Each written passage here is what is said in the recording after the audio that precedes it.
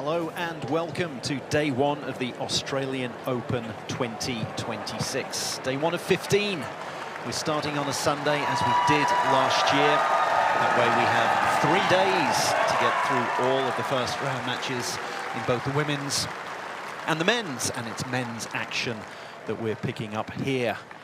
The number 26 seed Cameron Norrie of Great Britain on your screen now, taking on Benjamin Bonzi of France, number 106 in the world.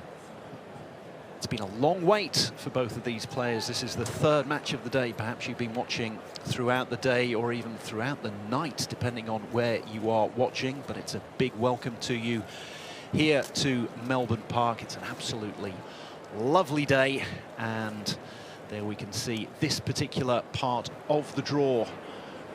If you look halfway down on the left of your screen, the winner of this match, Bonzi versus Norrie, will take on the American Laver, who defeated Kyrian Jacquet in, well, look at that one, 10-6. It was a match tiebreaker in the fifth set. We've had a lot of long matches, particularly on this court today. It's 1573 Arena.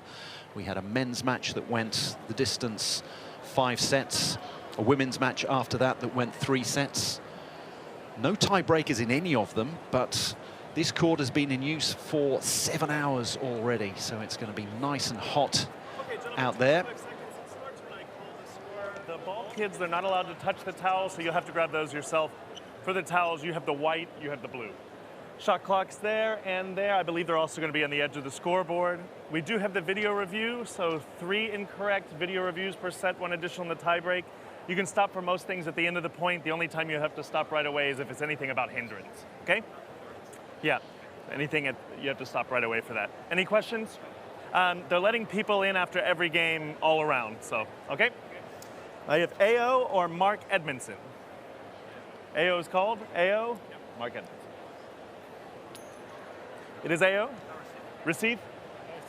Okay.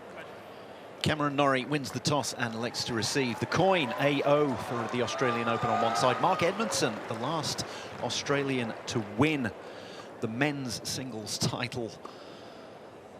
And that was, wow, half a century ago, but he's on the coin this time around.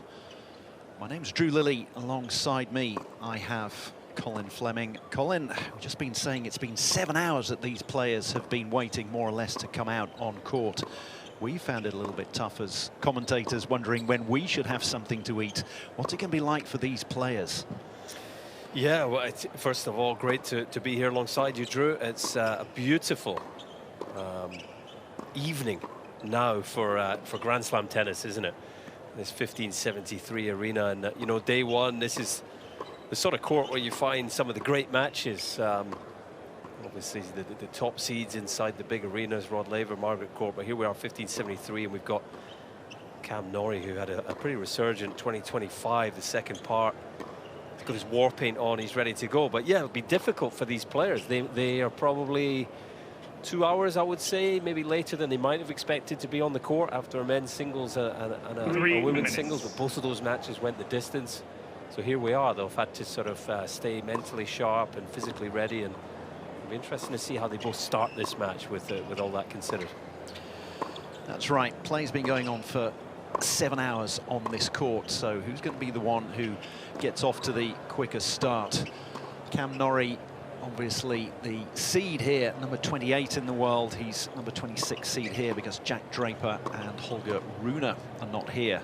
So with Jack Draper not being here, that means Cameron Norrie is Great Britain's number 1. He's got a Scottish dad, a Welsh mum, born in Johannesburg, moved to Auckland at the age of 3, then to London at the age of 16. He's played college tennis in the United States as well, so he is very much a citizen of the world. He's a man of the world. He's got an Argentine coach as well, so he did his pre-season in Argentina just to get a bit of South America into his game as well. So yeah, he's well travelled and very experienced now, Norrie, at this stage of his career, and up against a pretty experienced Frenchman as well in Bonzi.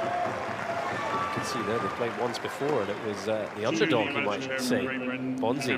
A be a match that he'll never forget, Drew, because it was the 2024 Mets and ATP 250 event, the final. That's Bonzi's one title. You don't forget that, you know, the guy that you beat in that final. So, you know, this is one he might feel he's got Norrie on his mantelpiece already. That's the one, yes, his one title to date. Norrie losing in the final in Metz in the east of France in 2024 on hard courts, and 2025 as well. Didn't win a title in 2025. Norrie. We look at the weather conditions here, so it's 28 degrees centigrade, 82 Fahrenheit for those of you watching in Fahrenheit as well. The forecast is sunny, not too much wind either. You can see it's 20 past 6 local time in the evening, so you can see the sun setting, and that's going to bring shade across the court as this match progresses. Yeah, it will, and certainly a lot less wind than we had the previous couple of days. Playing havoc with my tee shots, Drew, out there on the golf course, but it would have been difficult for the players practicing, you know, the windy, you know, we're talking extreme, we're talking sort of gusts 40 miles per hour in the last couple of days, so I think they'll be grateful for calmer conditions coming out here to play the first round for real. They will, particularly when it's, as you say, it's the first round, and you don't want it to be too windy. It'll primarily, that will affect your ball toss. So that's something that's not going to concern them. We can see the court half in shade at the moment. Half of the fans are in shade as well. You can see plenty of them. There's lots of them here on 1573 Arena, one of 6 show courts that we have at the Australian Open. And you can see that there's the half of the fans who are currently, well, fans literally and metaphorically, they're fanning themselves, trying to keep cool here. 6:15 in the evening and 28 degrees, I think. Depending on where you're watching in the world, you might be very jealous of that at the moment. Cam Norrie, as you said, Colin's got the war paint on, so he's got zinc across his nose.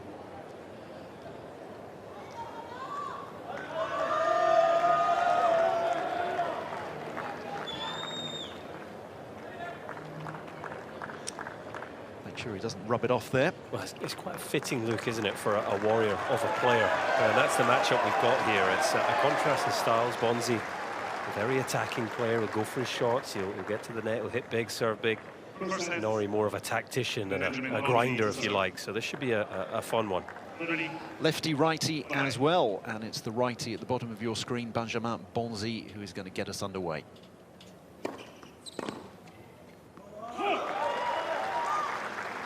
One of the weapons that Bonzi does have is a good service. He can win reasonably easy points off his service, and there's the first one.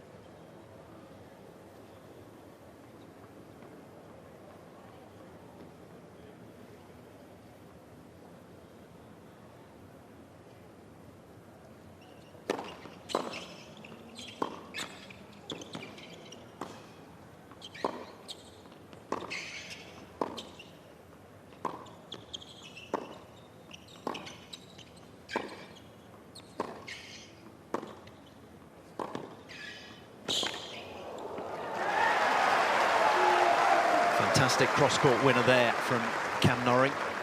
Yeah, I mean, the first 2 points have almost done my job for me. Bonzi, as you say, you know, he can serve big. He's going to look to shorten the points and you know, be the attacking player when possible. But that's exactly the sort of point Norrie will want to play, elongating the rally and outmaneuvering, outlasting Bonzi, pulling him wide there. That was sharp stuff from Norrie.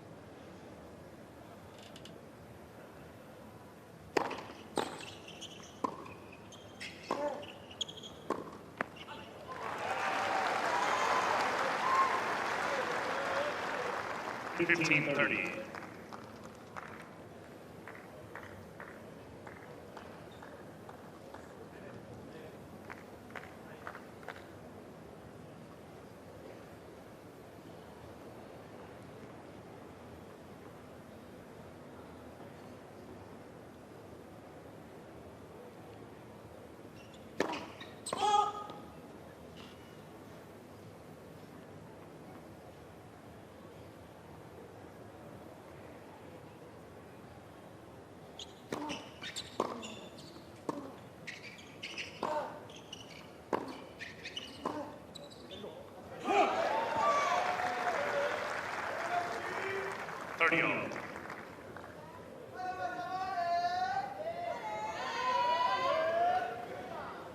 Obviously some French fans in the crowd that you'll have gathered there from that very typical French chant there to encourage Benjamin Bonzi from Nîmes in the south of France.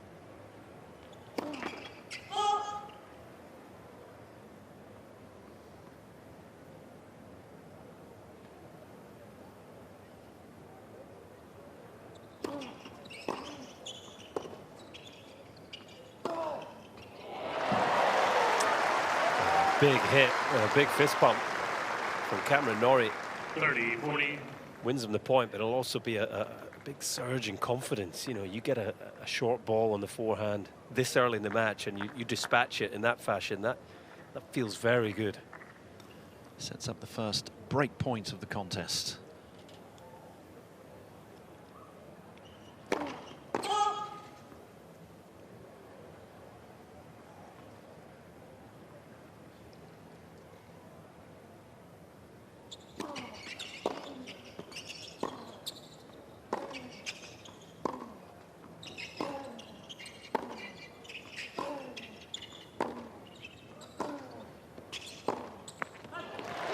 Well, Norrie won the toss and elected to receive, and that turns out to have been a very good decision on his part. He breaks Bonzi to 30 and is the first man to get on the board. That's a really sharp start. You know, as we mentioned in the warm-up, these players have had to wait. This court has been slow today. You know, they'll have been sort of on the edge of their seats wanting to get out there and get going. And Norrie, really quick out the blocks there. And, you know, that could be a really important game in the context of this match. Bonzi, in his 2026 season, he hasn't won a match yet. Lost in qualifying, first round of qualifying in Brisbane and Adelaide. So reasonable to assume confidence might be a little low coming in, and having been broken there, just his sort of belief levels, his confidence will be tested. Really sharp start for the 26th seed. Cameron Norrie to serve.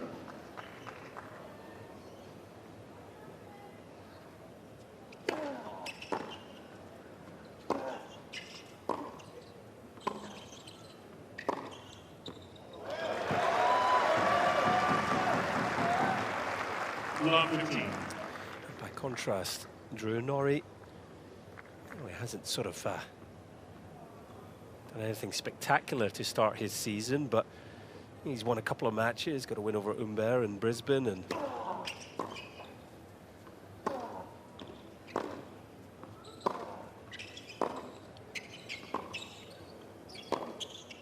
a win over Gaston the first round of Auckland before losing to Peshi Pericard, where he had a match point there. So he's played tennis, he's got a couple of wins, he's feeling sharp and fresh, and there's no doubt Norrie starts this match, I think, in a better place with his tennis this early in the season.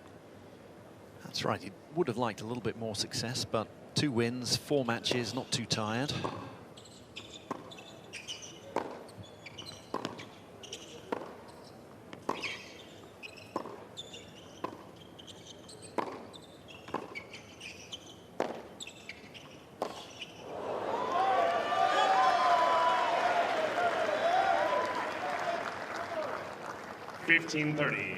Bonzi with a couple of losses in qualifying for 2 of the lead-in tournaments, so hasn't got a win under his belt yet.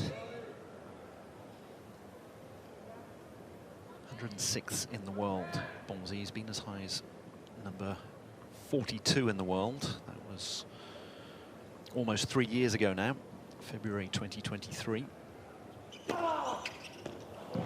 Fantastic service. It's a wicked lefty serve, that one, isn't it?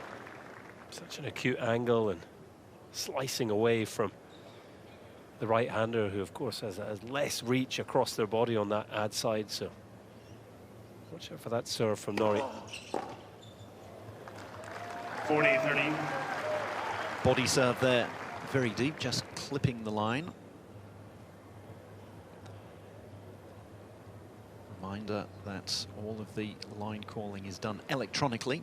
You will hear some recorded voices if the ball is out, but no line judges, all done electronically.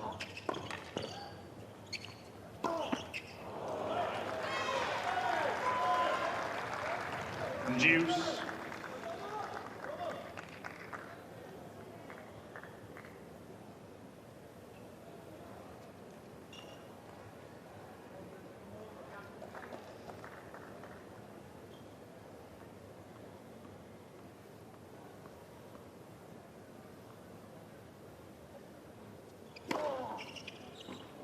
Advantage. Swing and a miss. Yeah, it's unusual.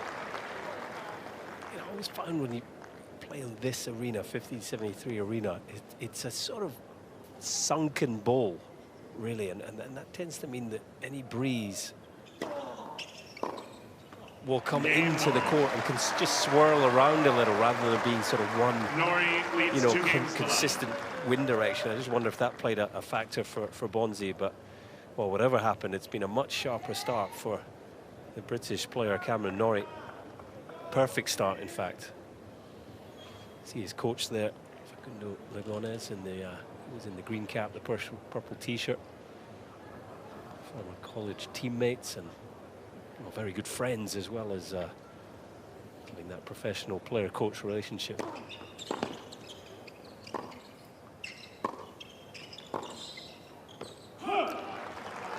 That's right. Facundo Lugones is more or less a contemporary, really, of Cam Norrie. Norrie 30, Lugones only 33, and they first crossed paths at Texas Christian University, where they played for the wonderfully named Horned Frogs. What a great name for a college tennis team, that is. Oh.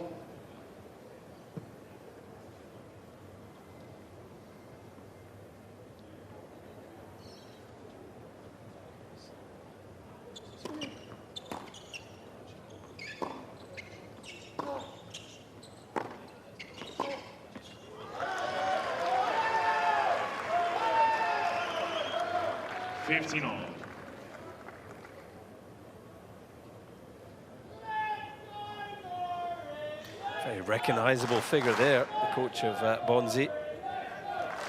Nicholas Mahou, Nico. World number one, former world number one doubles player, very accomplished singles player as well, a Davis Cup winner. I think a nice fit for Bonzi as well as a coach. You know, he's a very attack-minded player as well, a big server.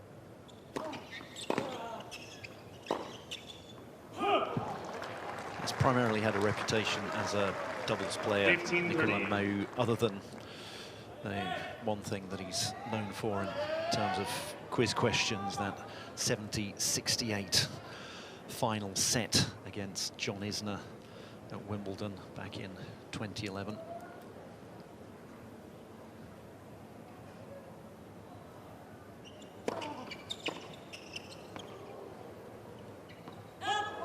Big service down the middle, gets it back to 30 all. So you'll have played against Nico Mahou on more than one occasion. Yeah, several times in doubles. Is he a nice guy? Very, very nice guy. Always got on well with them, even sort of playing against each other, and fantastic player. All round, you know, no real weakness in his game. Great serve and beautiful one-handed backhand.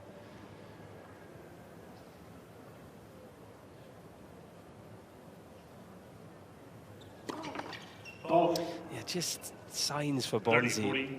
Mentioned he hasn't won a match yet this season, and whether it's been the long wait today playing a factor as well, but he just doesn't look anywhere near as sharp as Norrie here. Too many cheap points gifted, and a double break here, and he can effectively wave goodbye to this opening set, you would think.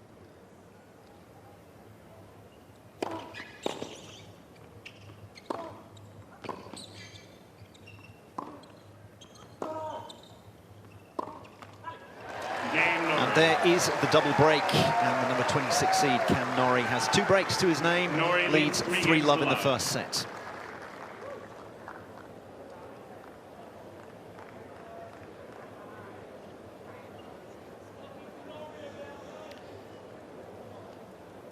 The Norrie team, Leon Smith in the shades to the left of his coach Facundo Lugones. Smith, of course, the British Davis Cup captain, and well, they'll have liked what they saw there. That was a very experienced point from Norrie, just neutralising the first serve and keeping the ball in play, recognising all the pressure was on Bonzi, and this man a tough start to his 2026 Australian Open. Well, you're talking about him giving away cheap points on service. That's where he wants to win the cheap points. He wants to get those easy points behind a big first service, and that's what he's struggling to do at the moment, only serving at a 50% clip. I know it's early days, but you don't want to go a double break behind early on.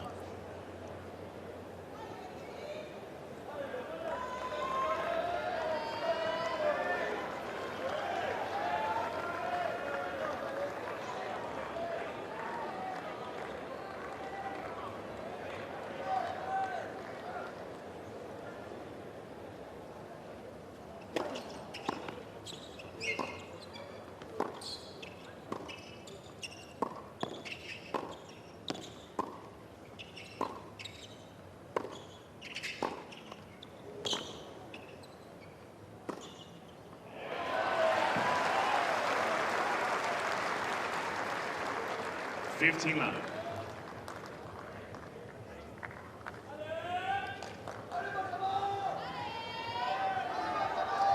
can hear there are plenty of French fans here in 1573 Arena shouting "Allez, allez Benjamin," trying to wake him up almost.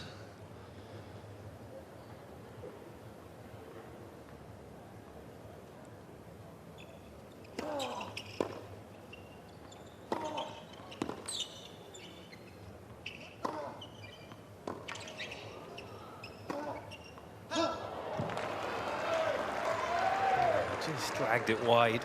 15 all. You're right. Reasonably significant French support, including right behind the Norrie team there. They're doing what they can to get Bonzi going. There's no doubt he needs to raise his level quite significantly if he's going to be competitive here today.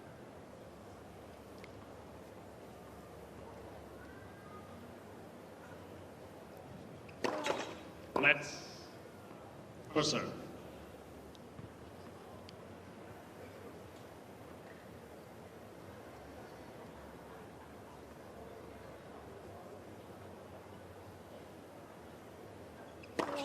Oh.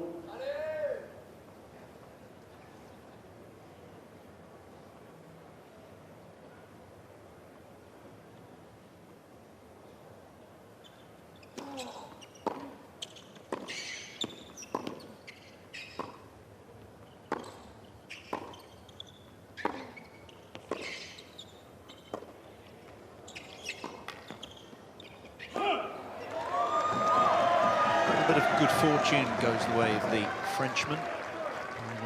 15-30. He'll take anything he can get at the moment. Yeah, it was better ball striking prior to that. Mahou trying to keep him thinking positively. That's one of the keys here. You know, he can't let his head go down.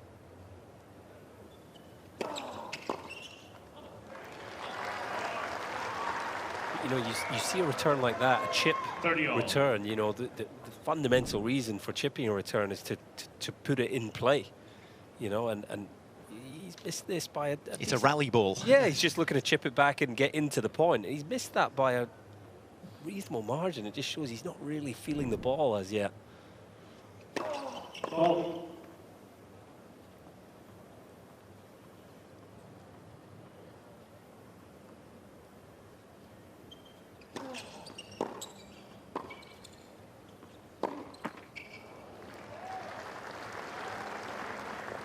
$40-30.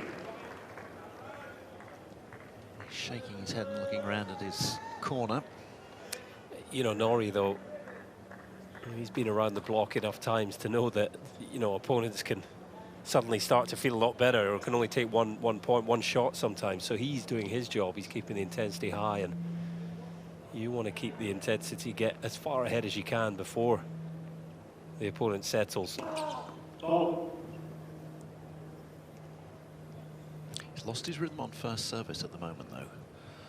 Norrie struggling with it in this game.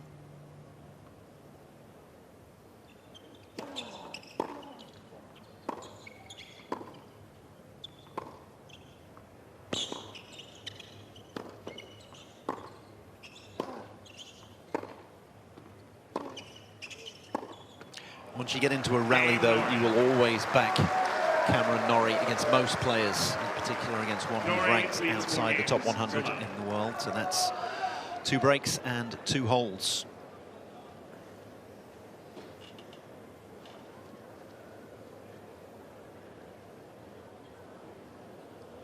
I think Nico Mahut would be advised to get his shades on, and someone needs to give him a cap, I think, if he's going to sit in the sun.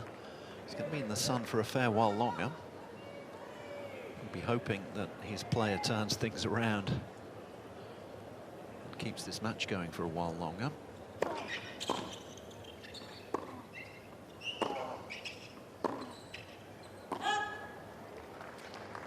Love 15.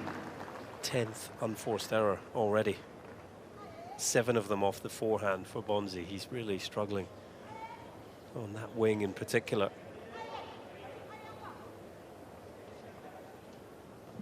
Norrie keeping things very solid there. That's his game. Minimises the errors in his own game.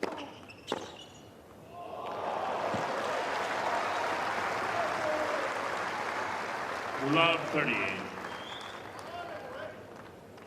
As you say, players can drift into and out of form and touch in the middle of a match, in the middle of a set. So Norrie making hay while the sun shines at the moment. And here are 3 more break points. Love 40. Bonzi looking very out of sorts.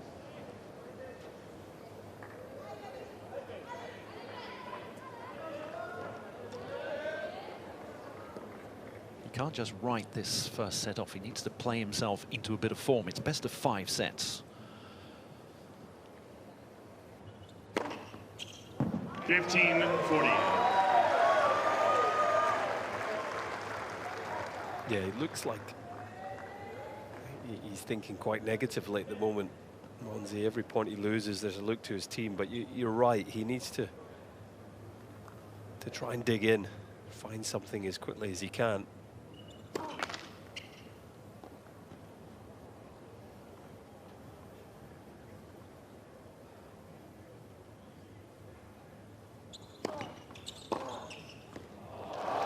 Second service is dismissed, and that's 3 breaks now for Cameron Norrie, who is going to serve for the first set after this change of ends.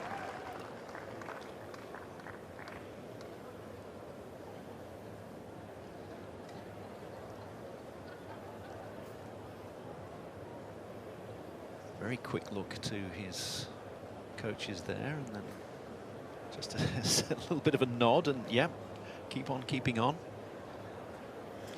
Yeah, I have to say, it's been a slow start for Bonzi, but I think the reason the score is so extreme is it's been a pretty quick start from Norrie. He's been sharp. He's been, you know, on his game. Looks in a really good place. Looks confident. That's the reason that after only 20 minutes, he has the opportunity to serve out the opening set.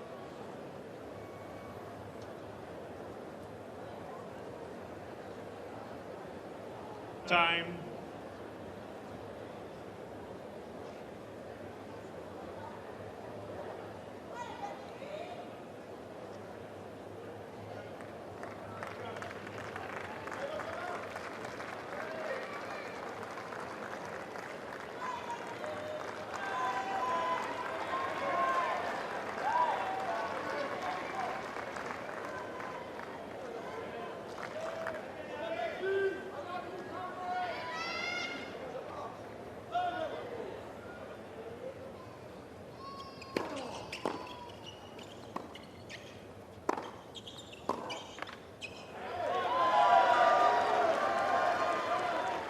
Love 15.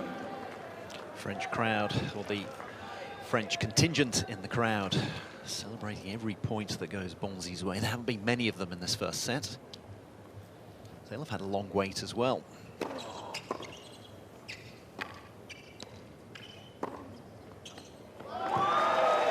That's the sort of point where he wants to play.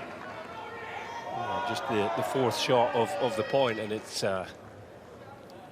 blistering winner cross court. He wants to see the ball going past Norrie. 15-30. An ace right down the tee, looked very deep, must have clipped the back of the line.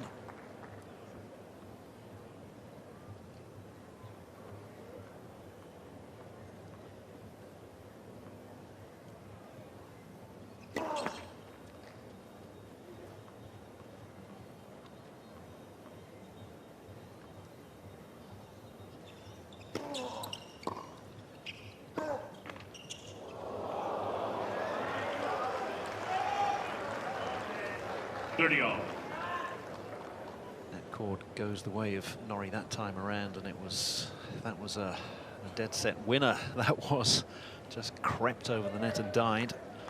Needed that little bit of good fortune. If the net had spat it back on Norrie's side, it would have been 15-42 break points. As it is, another ace down the tee from the juice court sets up a set point.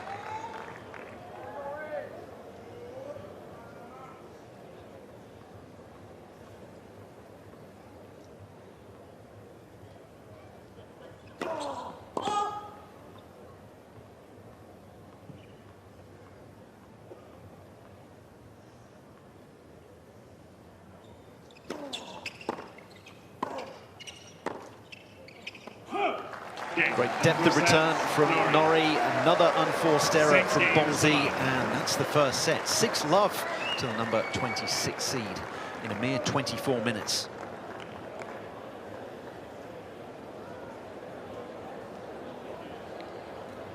Well, that's the warm-up out of the way. What a sharp set from Cameron Norrie. Yes, his opponent, Bonzi, is struggling, but talk about taking care of business, and the stats will make for great reading. You know, 4 aces. He doesn't necessarily have a serve where he gets loads of aces, but, you know, hitting his spots nicely, particularly towards the end of the set. 70% of first serves in. 9 winners to 4 unforced. You know, he has been very, very good off the back of a strong finish to 25, and, you know, a really good pre-season in Argentina. Bonzi, on the other hand, 3 winners, 12 unforced. That is just a horrible ratio, really, for someone with his game style. He wants to be hitting more winners than unforced if he can. So the Frenchman with it all to do here. The equation's more or less the same for Bonzi. He came into this match knowing he needed to win 3 sets. He still needs to win 3 sets. He's had a 25-minute warm-up. Is it going to be a case of him getting the rust out of his system? Cameron Norrie, on the other hand, looking incredibly sharp. Time.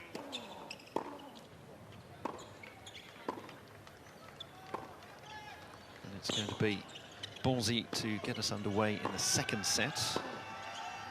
Obviously, he hasn't held service yet. And the pressure's on him once again, so here he just needs to say to himself, okay, clean slate.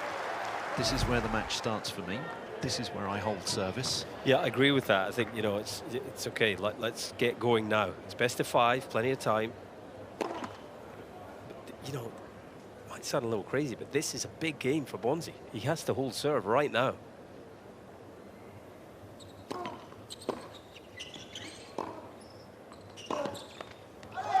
Yes, if he goes down a second break, you can see this match unraveling very, very quickly. After 2 matches already on this 1573 court that went the distance, this one could be a lot quicker. Remind me of that in about 3.5 hours' time.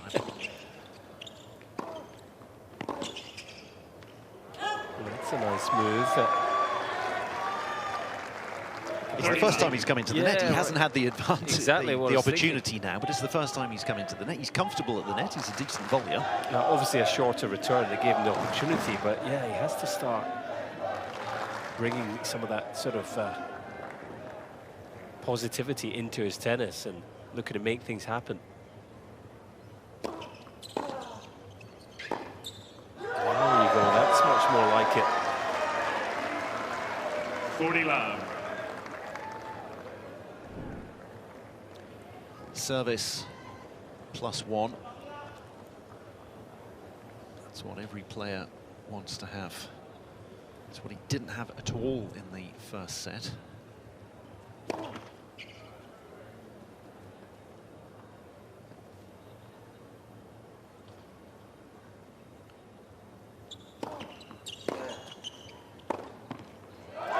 there you have it, even on the second service. Service +1, and he's on the board. First game, second set. That is just what the doctor ordered for Bonzi.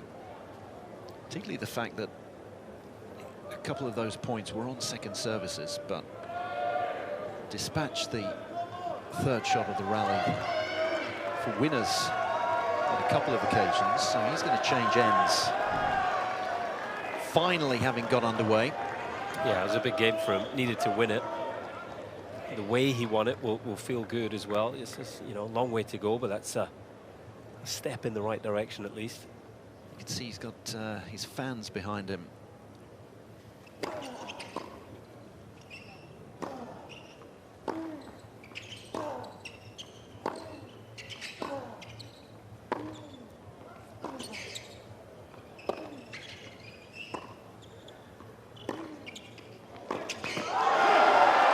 And you can hear his fans now.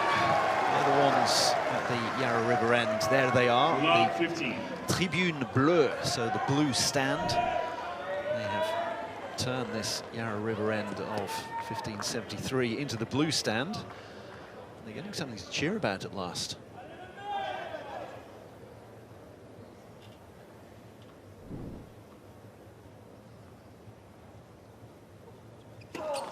Let's proceed.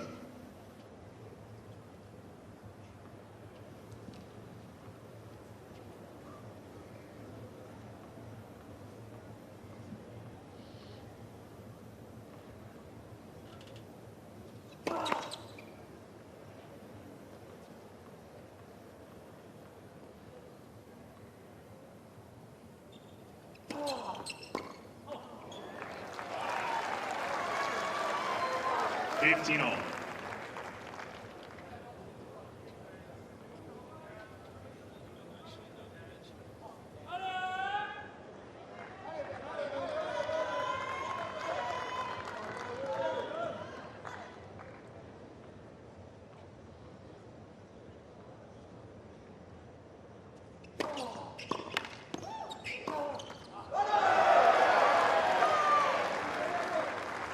$15.30. A little bit of trouble here for Norrie. Bonzi finding more of his range on return. I think just hitting a little bit more freely now that he's finally on the board. And then an unforced error from Norrie sets up 2 break points. All of a sudden it feels like we've got a real match on our hands. It was as soon as I said this could unravel Yeah. quickly, and then remind me of this in 3.5 hours time, and Bonzi holds and finds himself 15-40 to the good. And with a look at a second service.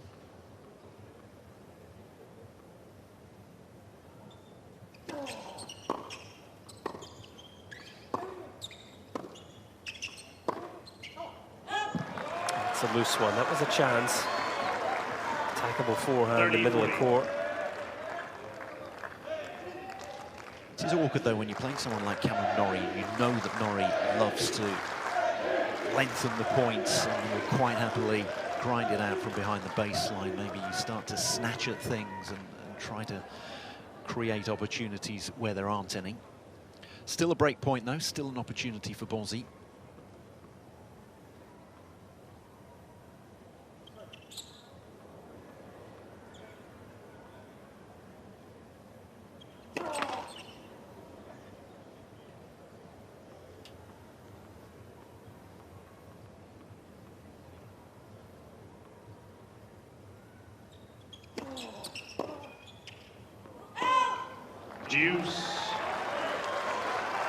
Trying to step in and attack the second serve. Just that left-handed slice on the ball, just swinging into his body and forcing the miss it.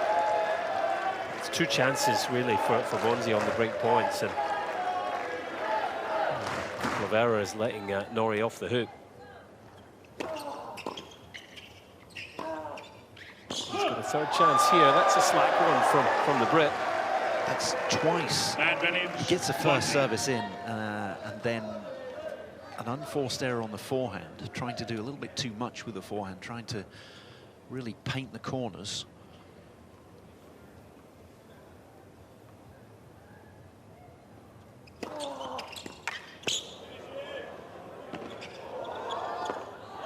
That was a fantastic swinging service out wide. Yeah, it really was, and had to be careful. Ladies and gentlemen, as a courtesy to both players, please do not speak during the point. Just had to make sure that he didn't touch the net here. This ball spinning back over onto Bonzi's side.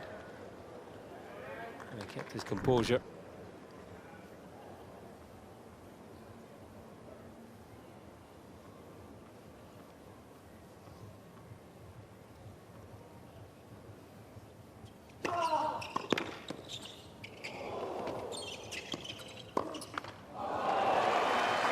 The court was open. The court was begging there for Bonzi. Advantage Norrie.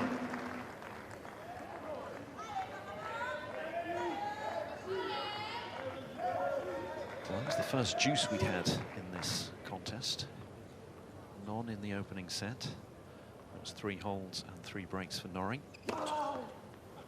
Game Norrie. And an ace again. That lefty service swinging into the backhand corner. And it's 1 apiece. 1 game on. But game on. Yes. It should have been even more game on. It could Yeah. so easily have been 2-love. All of a sudden, Bonzi's back in it. Needs a break up in the second. First sort of scrappy game from Norrie. And he kind of got away with it a little there. Bonzi from 1540 didn't really produce the goods. And, the spotlight returns to the Frenchman's end of the court. Needs to keep holding serve here. He's still establishing himself in this contest. What he can't afford to do is have a service game where he's thinking about the 3 break points that he didn't take when he was receiving in the last game.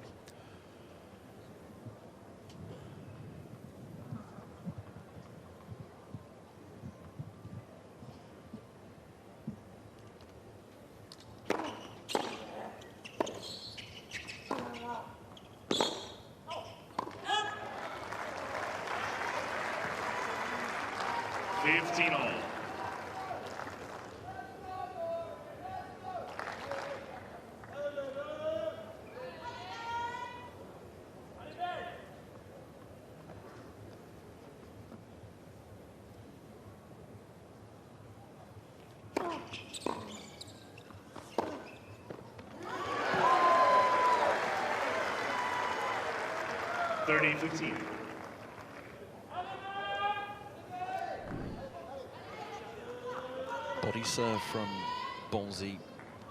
Norrie tried to, well, Norrie opened up the court there for Bonzi by having to step out wide to take that.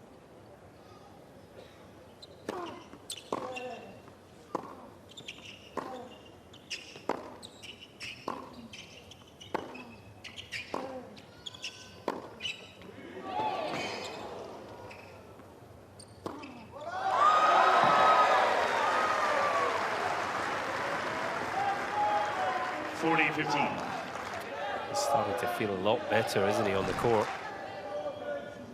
Ball striking here, and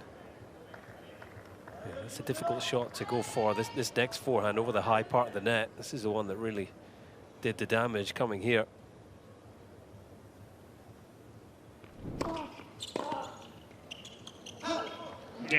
Good service from Bonzi. He holds and leads 2-1 in the second set, Norrie having taken the first 6-love.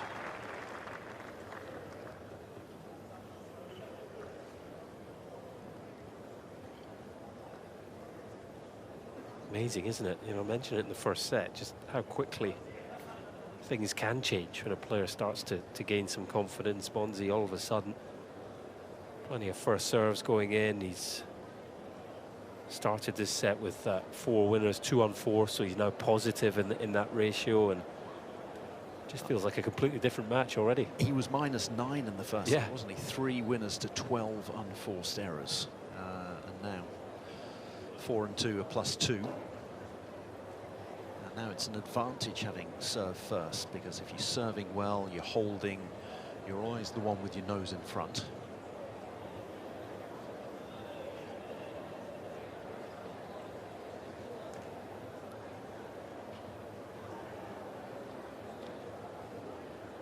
Time.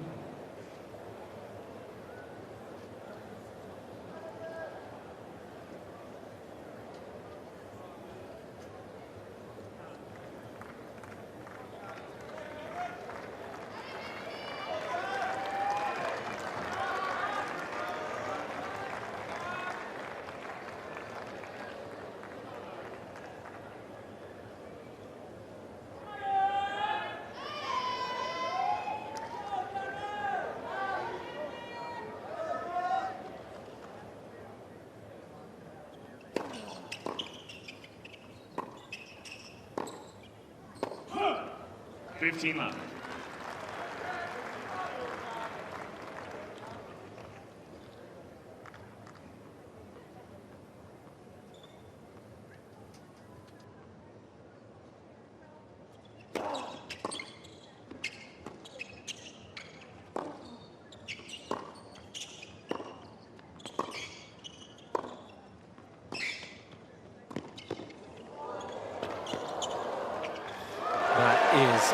A thing of beauty there from Bonzi.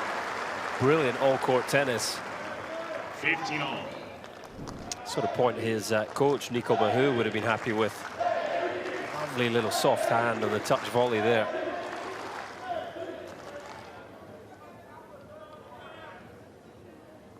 Amazing, really, because in the first set, it looked like he just wasn't feeling the ball on the strings at all. Capable of missing anything, and now he's... looks like he really is feeling it. He said he likes to come into the net. He didn't give himself an opportunity to do that in the first set. His serving just wasn't strong enough.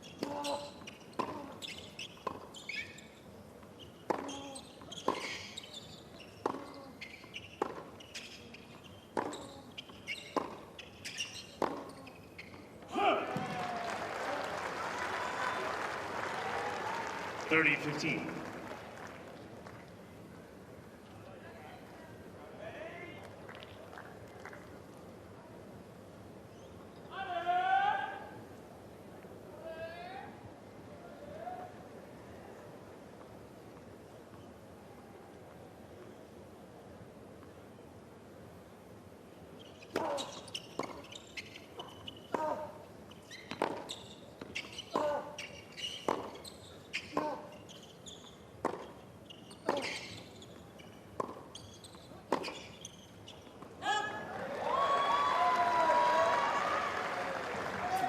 Norrie, trademark whippy forehand with so much topspin on it, hasn't been hitting the mark today. That's where his unforced errors have come from. Such a unique player, isn't he? You know, really, like you say, sort of whippy, heavy topspin forehand, backhand, very abbreviated shot, flat as a pancake. But it's difficult, you know, a reasonably quick court, blustery conditions. Bonzi now starting to hit the ball well, so it makes timing the forehand in particular a little more difficult for Norrie.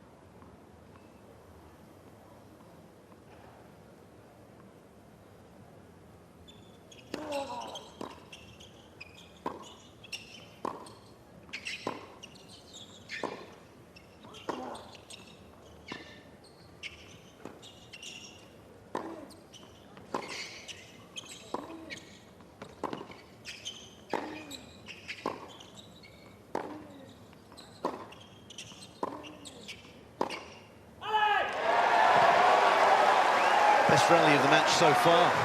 Put away with the forehand down the line. Nothing wrong with the forehand there. No, that was brilliant. 40-30. Maybe the best forehand he's hit.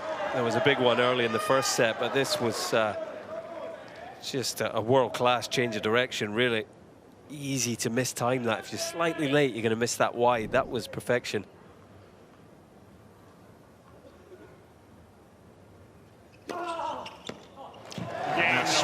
service out wide that served him well, 2-all.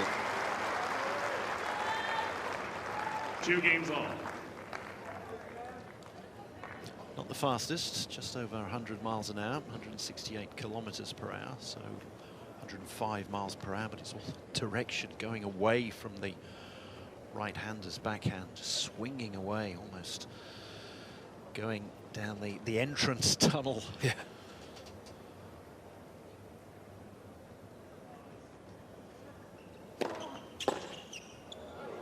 There's the entrance tunnel there, almost. Almost landed there. Off the frame of the racket. Well caught, wasn't it? They love a catch in Australia. I think more than any other country. Cricket mad, of course.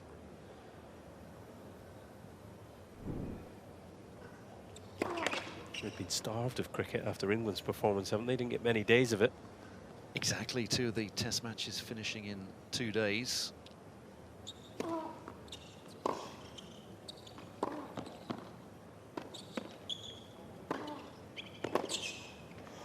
That was an interesting point, wasn't it? Norrie for the first time very deep for the return, but that was the example there of Bonzi really rushing him on his forehand. Norrie not quite able to fit the swing in time, missing wide, having caught the ball late.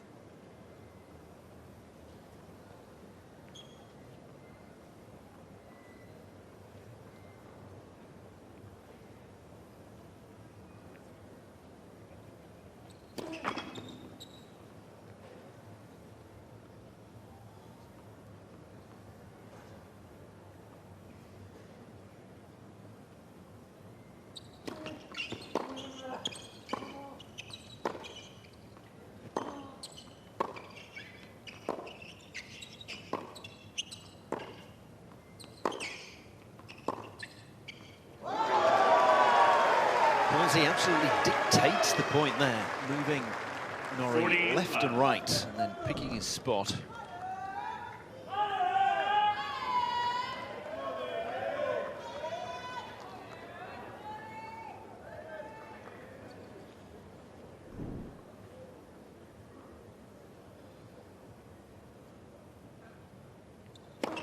Let's Husser.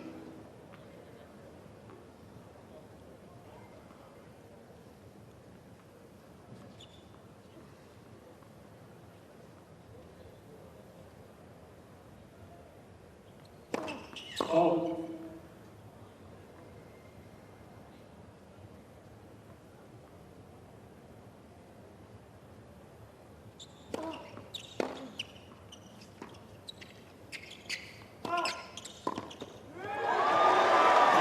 And it's a hole to love for Bonzi. 3-2 on Bonzi service leads 3 in the games to second. 2.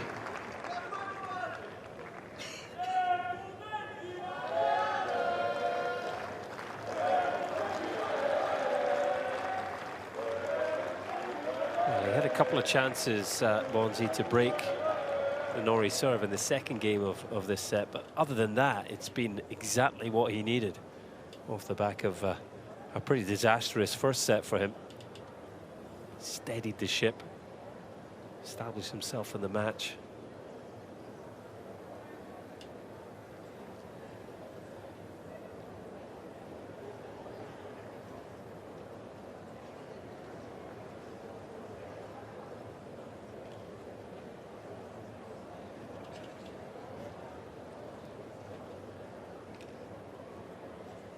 Change of shirts for Norrie. Flashes some ink while he's at it. Time.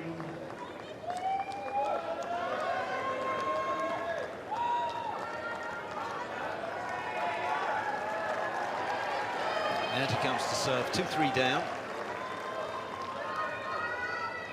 Bonzi, a little bit of momentum behind him, with his fans behind him as well. He's got the blue stand behind him. Oh.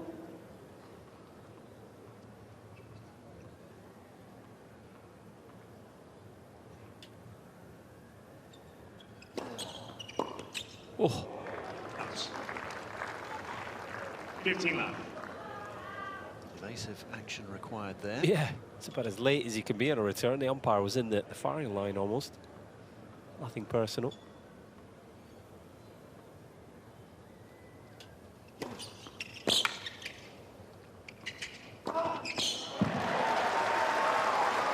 it ain't broke, don't fix it. 39. Swinging services from the ad court. No, it's such an effective serve that even if you know it's coming, there's not much you can do about it, because you have to.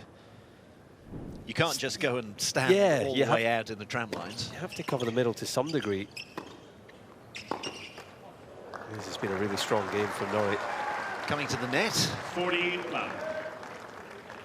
It's James Trotman in the bucket hat, who's one of the sort of national coaches for the LTA, was Jack Draper's coach until the end of last year.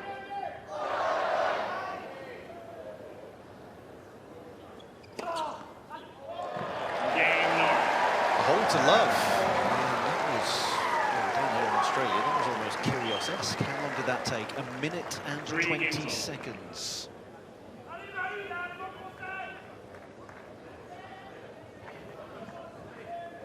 Not sure Cam Norrie's been compared to Nick Kyrgios too many times in his career. Pretty contrasting game styles, but yeah, I get your point. Really good serving, wasn't it? Quick hold. Well, it felt good.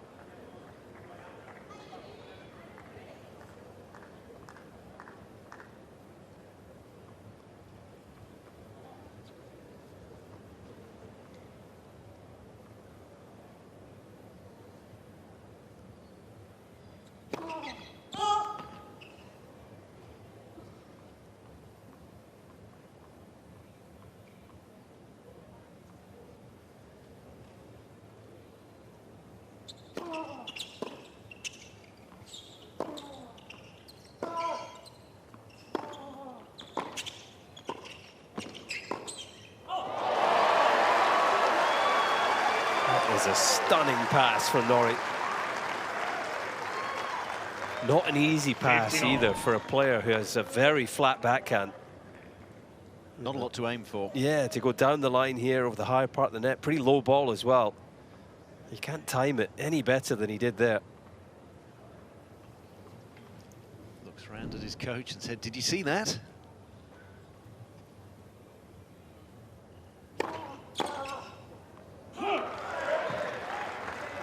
30-15.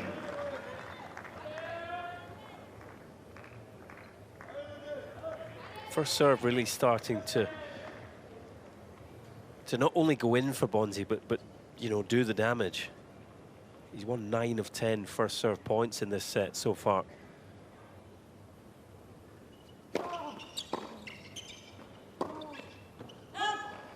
He's missed the backhand wide there, but again, it's another good first serve that gets him a short, attackable ball. That's exactly the sort of point he wants.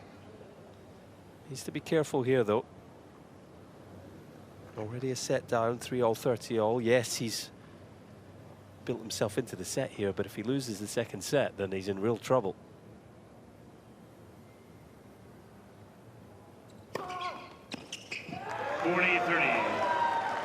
Bonzi's turn to swing one away there.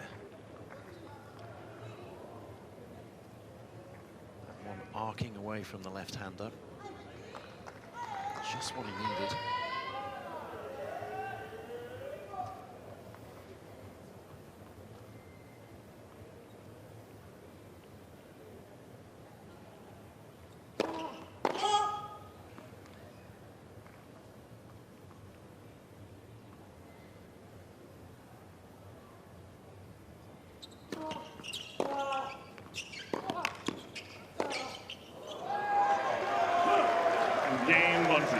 Off the frame, and it's another hold for Bonzi, 4-3, after Norrie took the first set 6-love.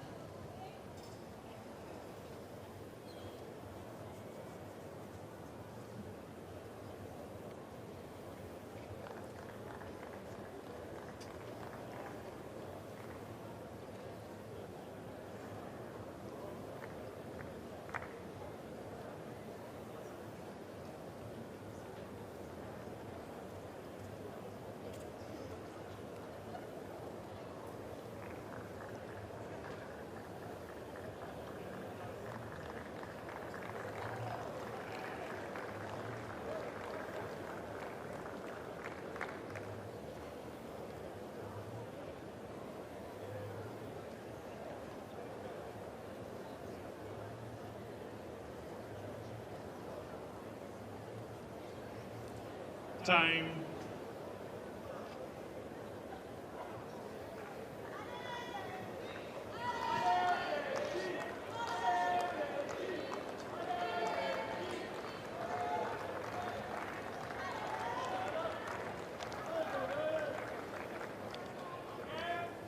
BE on the water bottle there, presumably just for Benjamin.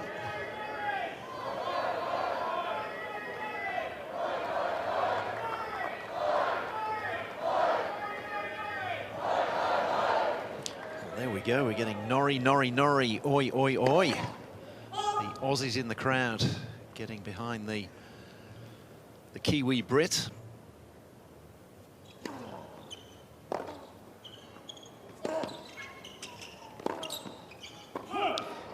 You know, a point like that, 15 love.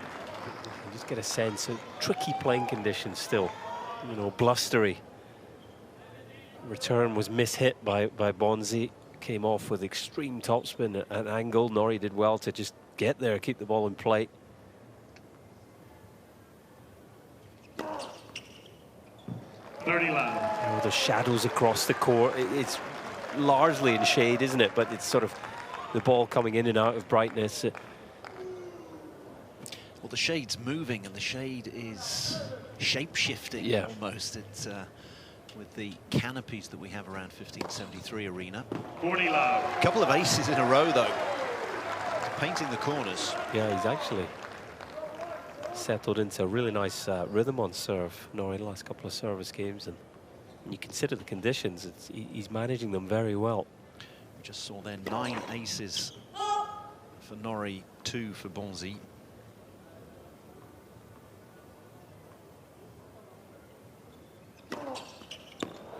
And a 10th Norrie. on second service, no less. 4 games on. Well, a minute and 20, followed by a minute and 23. And the only reason it was a minute and 23 was because he had to go via second service. We're going to have to change his game style from, you know, tactician, counter puncher to big server.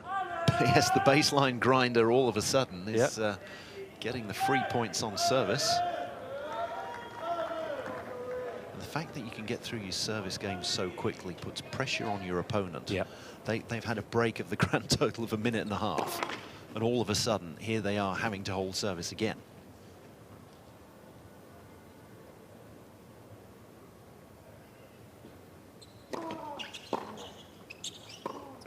And there's scoreboard pressure on Bonzi here as well now. 15. And we're into the real business end of this second set. And as we know, he's already a set down. So he needs to be on his game right here. The remainder of this set.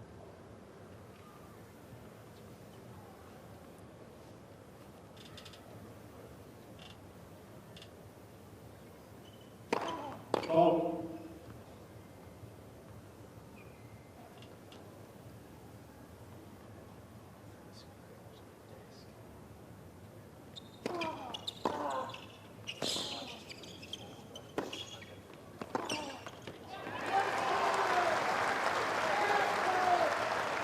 Return and volley Love for 30.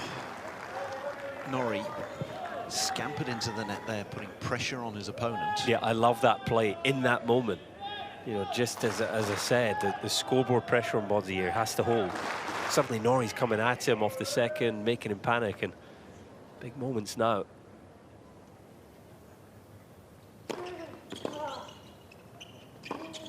Oh, it didn't look like he was feeling any pressure there. 15-30.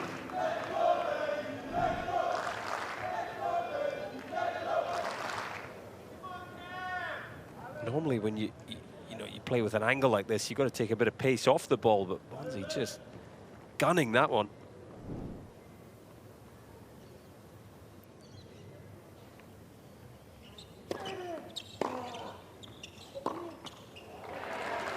And all the hard work is undone. 15-40. First 2 break points of the set for Norrie. He had a host of them in the first set. 3 breaks, of course, for Norrie in the first set. It was a bagel, 6 love.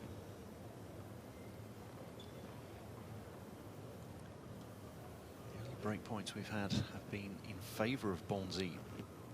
Norrie saved all of them. 30-40. And then Bonzi saves one with an ace.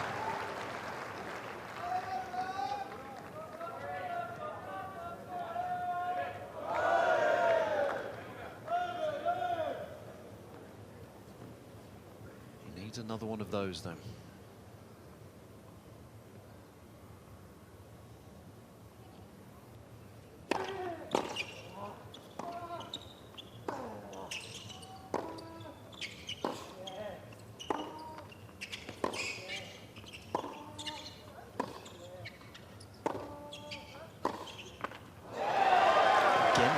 On the forehand. It's a surprising miss. So experienced and so good at playing the scoreboard. He was looking to just keep the ball in play there. And while he was on the backhand, that seemed to be fine. You're right. It's a shot. I think his backhand, they actually sort of trust more when push comes to shove, but he just didn't really accelerate enough on that forehand. That's why the ball died on him. It's the risk when you're just looking to keep the ball in play and not really do too much with it.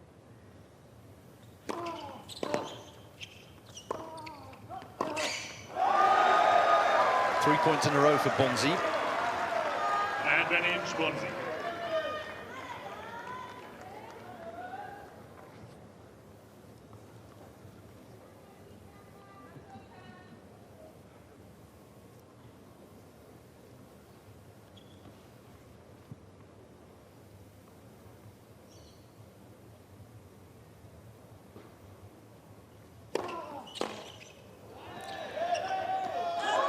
Big hold for the Frenchman from 15-40 down, 5-4.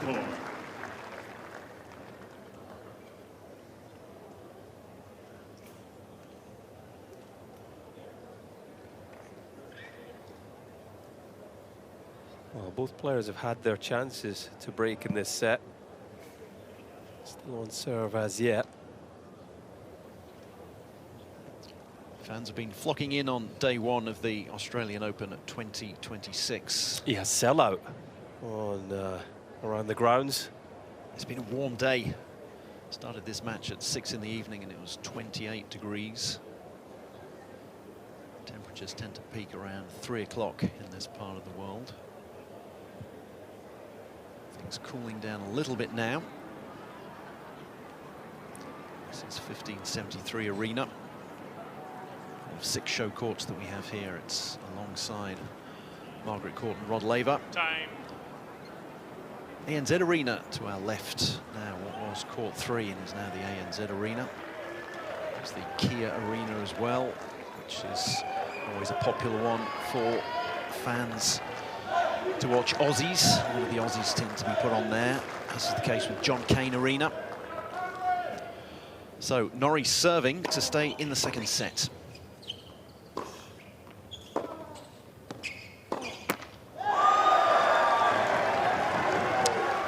The scoreboard pressure now shifts to Norrie's end of the court. Always adds to the pressure when you lose the opening point of the game. Took a risk there going for the forehand down the line. Over the highest part of the net.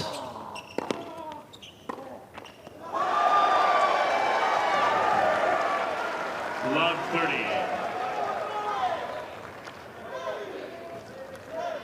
Again, the French fans are literally and metaphorically right behind Bonzi. There they are. There he is. And there's the score. Love 30.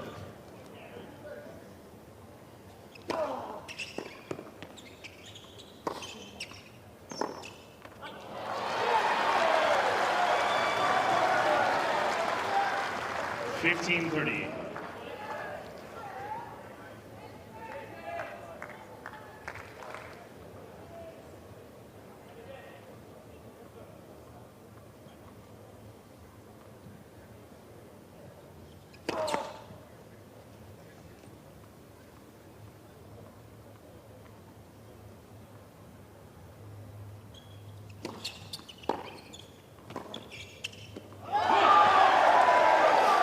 Norrie, instead of using that wide serve that's been so effective, tried to sort of mix things up, missed the first serve, and Bonzi really doing a good job stepping in to attack the second.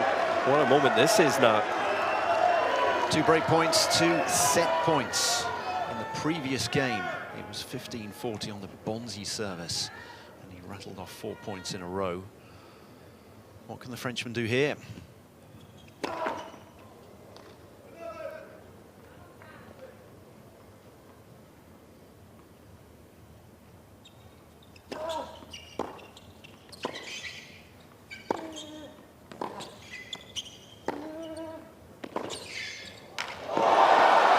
That was so close. It needed to be perfect from Norrie. Well, that's ridiculous. When Bonzi hit that approach, he must have thought he'd won the set. Norrie sprinting across the court, full stretch on the forehand, and somehow has found the line. An amazing shot, needed to be perfection. And yet, it's still break point and still set point. He's not out of the woods yet. It's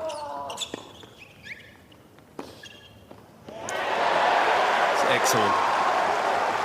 Back to Old Faithful, the swinging serve. Open up the court, but he still had to hold his nerve on that forehand. Pinpoint precision. And back to Deuce.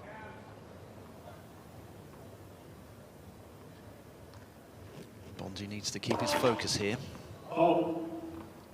Gets another look at a second service. He's still only 2 points away from taking the set.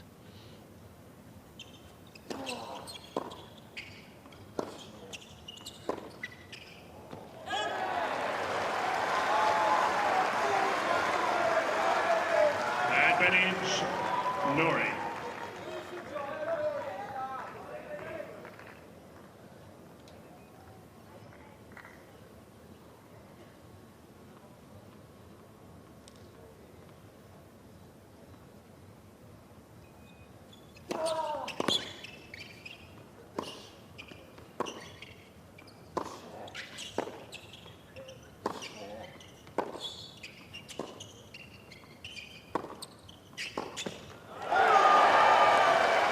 In comes Bonzi and puts the pressure back on. Deuce. Similarities there with the break point that Norrie had at 4-all, where, you know, he's looking to be solid and outlast Bonzi, but there's a fine line between doing that and becoming sort of too passive and backing off too much. He just handed the initiative there to the Frenchman. Deuce again.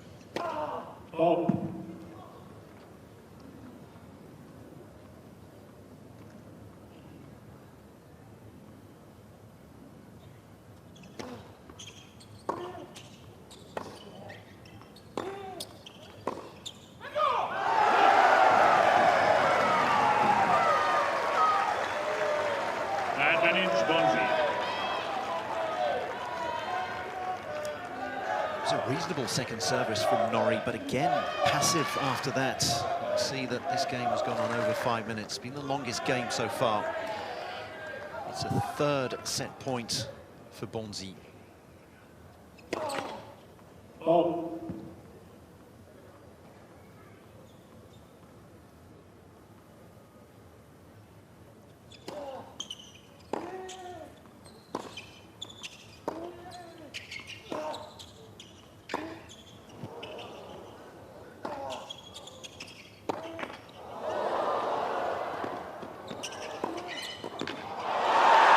That was big from Norrie. That's an incredible effort. Almost as impressive as the running pass to save the first set point. I mean, that was chaos. Big mishit from Bonzi, then the net cord. Norrie, not always the most comfortable at the net, but he got the job done there. On set point. Back to Deuce.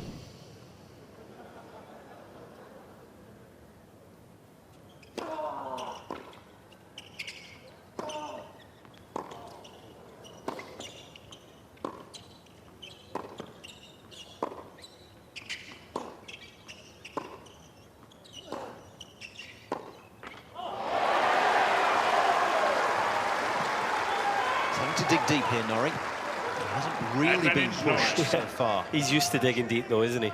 He's had a couple of 1 minute, 20-second holds in this set, but I think probably his friends and family watching are thinking, this is what we're used to. You know, coming out of some tough situations, backs against the wall, and the grinder. Yeah, but finding a way. This would be an excellent effort if he come through here. And come through he does. Old Faithful, the swinging service away from the right-hander. And it's 5-all, 3 set points saved. Yeah, what a game that was. And you have to say they were saved. You know, a stunning pass, great forehand line, and then that volley under extreme pressure. Really good stuff there from Cameron Norrie. Tough as a pair of old boots.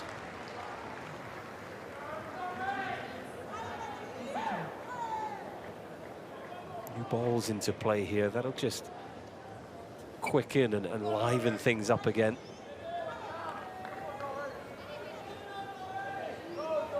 He's 16 games in, so you change after 7 games and then every 9 games after that. 15 left. Fly through the air that little bit more quickly, because they haven't been fluffed up. 195 kilometers per hour, and that one just clips the line.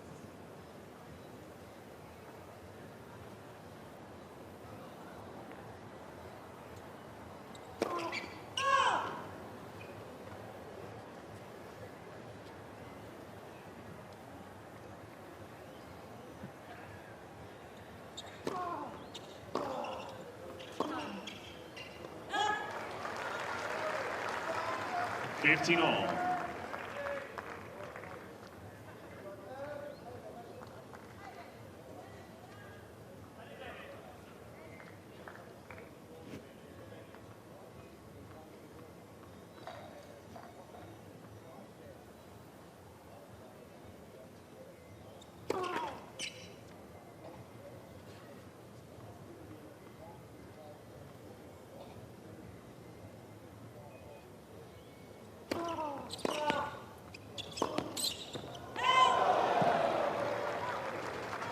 Trying to do a little bit too much here, a little bit too cute. Bonzi, he's trying to clip the line with everything.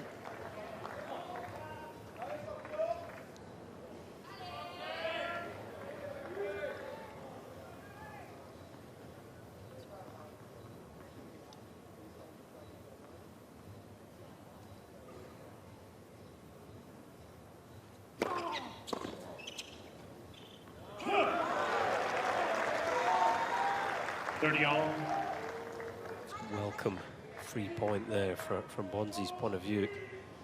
A game like this, always nice when the ball doesn't come back into play off the serve.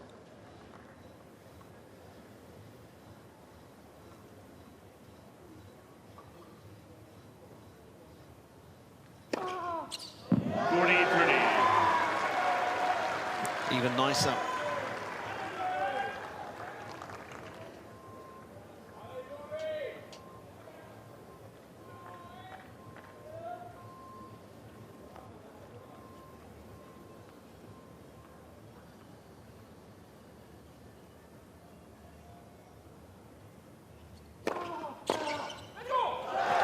Let's go, says Bonzi. He holds 6-5. Norrie is going to have to serve to stay in the second set once again.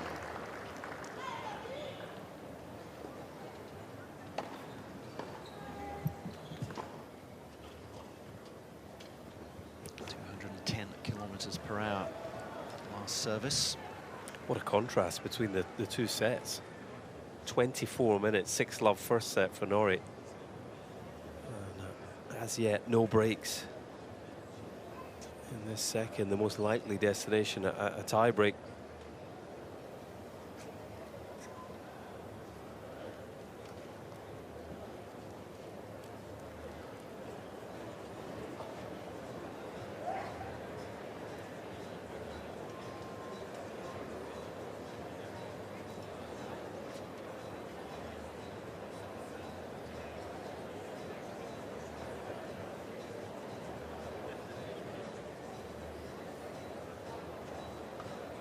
Time.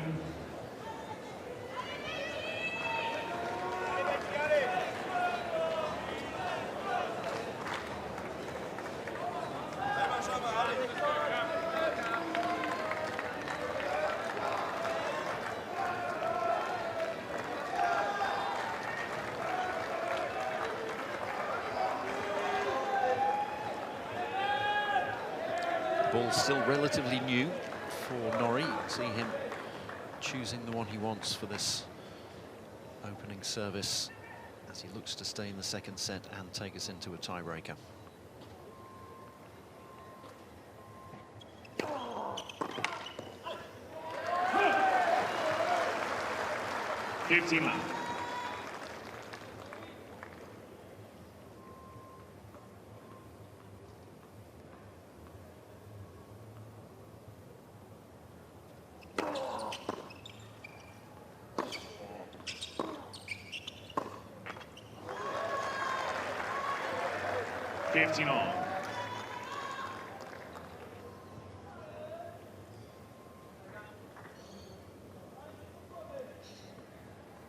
Very serious look there from Facundo Lugones, the coach of Norrie.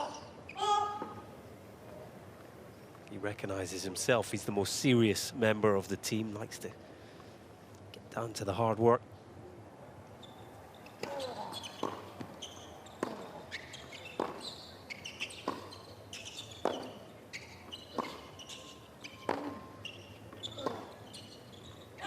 Trying to keep the ball deep into that forehand corner, but just overdid it. 15-30. That can be the challenge of a shot that's as flat as Norrie's backhand. If you just get a slightly wrong trajectory, it's going to fly on you. No spin, really, to bring the ball down. Particularly with new balls as well, they'll fly a little bit more.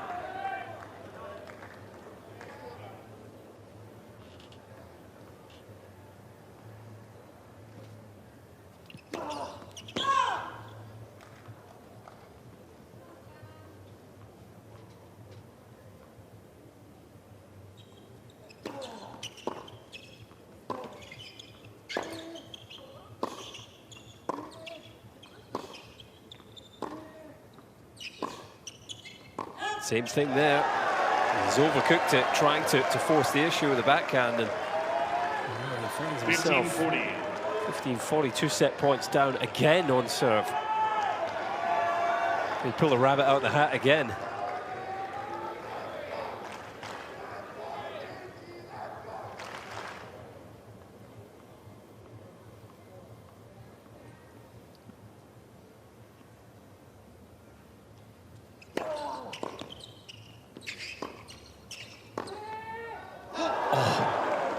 Far off. 30-40. That's a low percentage shot, but he was not far away. Cameron Norrie could only stand and watch as that forehand flashed down the line.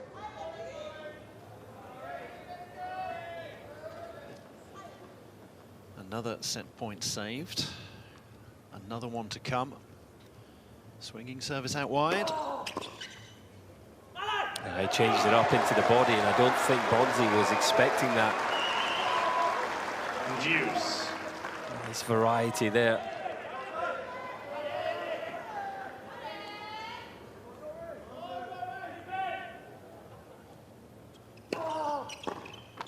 Advantage Norrie.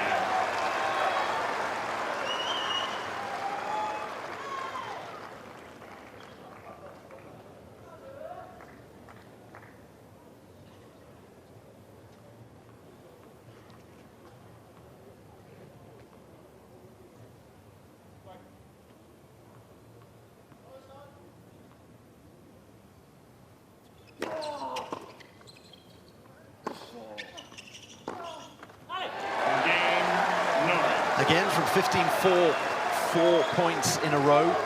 Dug himself out of the hole. 5 set points saved for Norrie, and we go to a tiebreaker. First to 7, 2 points clear.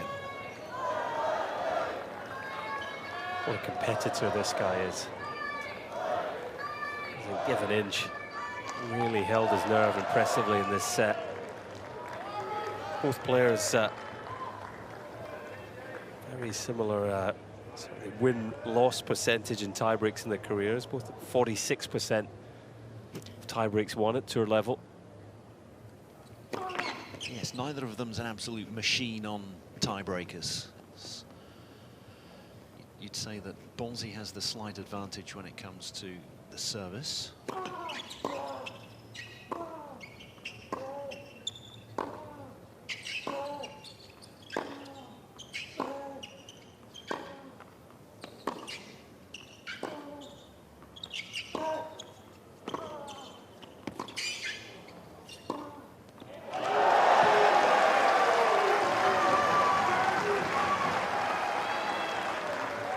1-0. Fabulous Bonzi. point. I love the way this final backhand, Bonzi took it early. A couple of hops forward to get the ball inside the baseline and take time away from Norrie.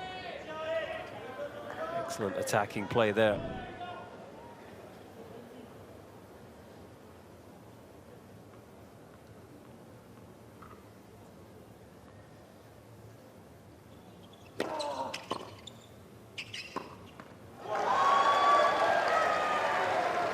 First mini break goes the way of the Frenchman. Bonzi.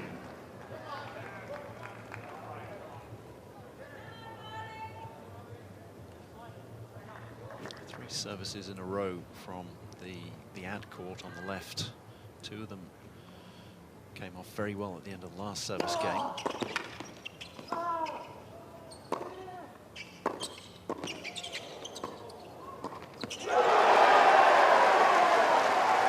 Coach Mahou will like that, coming in and dominating the net. And that's too many breaks. 3-love Bonzi. What a start. Perfect start to the breaker from Bonzi's point of view. Just gave Norrie nothing to work with there.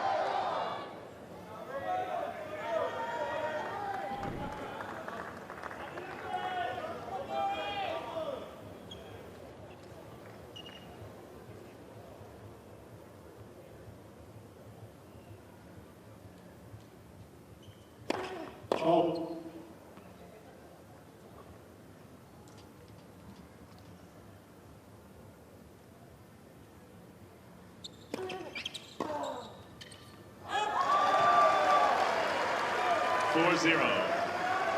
Bonzi. It's another backhand, this time second serve return, but you know, very similar to the ground shots that he's missed long on that backhand towards the tail end of this set. Just losing control of the ball.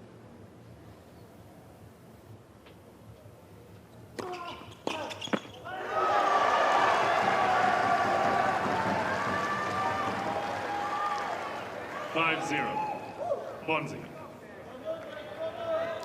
First to 7, so Norrie now with it all to do.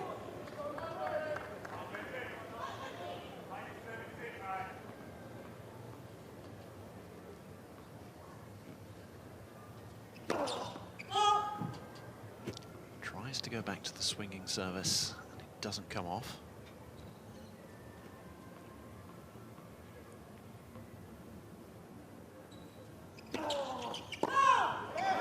First double fault of the contest on either side, and that sets up 6 set points.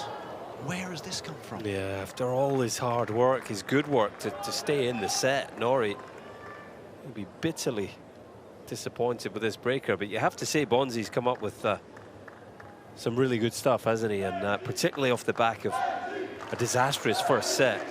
This has been an impressive response, recovery from the Frenchman.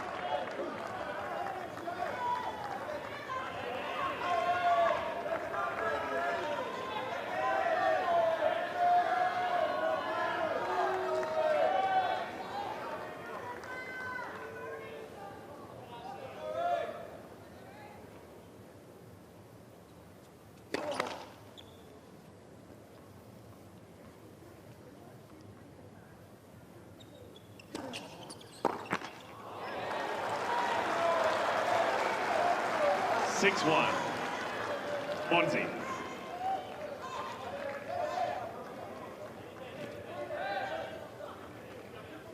Almost a free hit there for Bonzi. He's now got the second set on his racket. 2 services.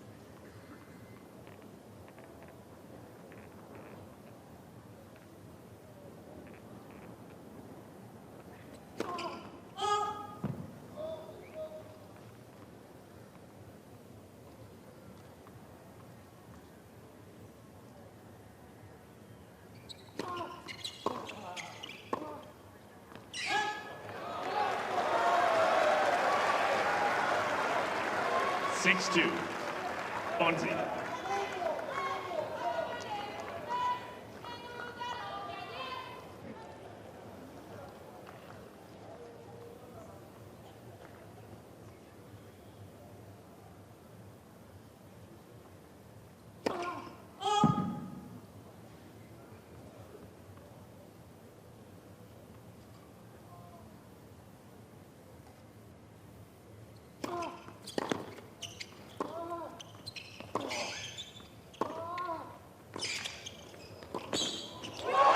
Fittingly, Bonzi wins it at the net, 7-2 in the tiebreaker, and it's 1 set apiece. 1 set all.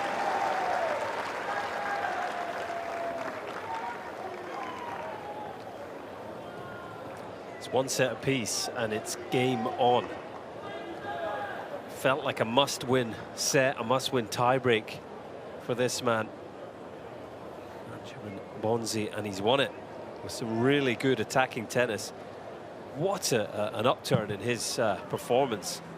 First serve points won, standing out there at 87%. In the first set, he won 3 of 10. 30% of first serve points, so that was really the key. First serve started to fire, took care of his 6 service games. 15 winners flying off his racket. Just a few too many unforced for Norrie when you consider his game style as well. He's looking to keep things tight. Both had their chances. 10 break points between them, none taken. It's Bonzi who eventually steps up in an hour and level things up here in this first round match. It was a best of 5, and now it has become a best of 3. Bonzi very much out of sorts in the opening set that went by us in the blink of an eye, a mere 24 minutes. 6-love, and then a totally different performance from the Frenchman in the second set. Norrie digging very deep to save break points. That was set points as well. Saved 5 set points towards the end. That 4-5 and 5-6 to take it into a tiebreaker. But then it was the Brits' turn to be out of sorts. Very, very loose at the start of the tiebreaker, gave himself far too much to do. Bonzi taking it 7-2.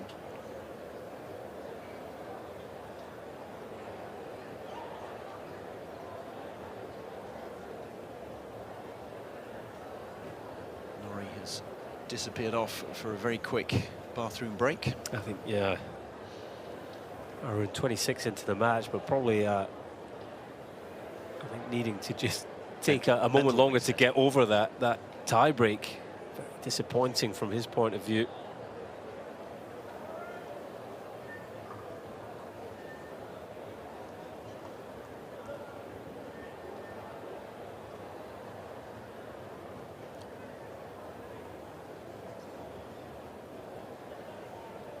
Norrie is back already. Time. So certainly not abusing the rule. Was in and out very quickly.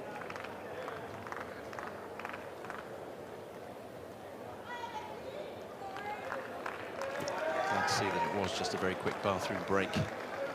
Perhaps a mental reset, since we had Corentin Moutet earlier in the day, the French number 20 seed, who had a pretty bad stomach upset.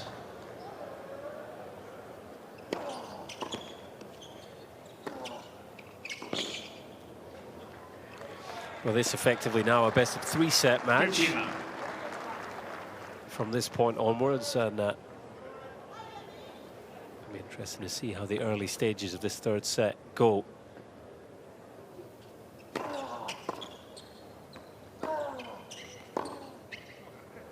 No doubt Bonzi to this point has had by far the more sort of fluctuation in his level. Will it be a continuation of what he produced in the second, or will he have a drop-off here? You're pretty confident in Norrie, aren't you, that he's going to sustain his level?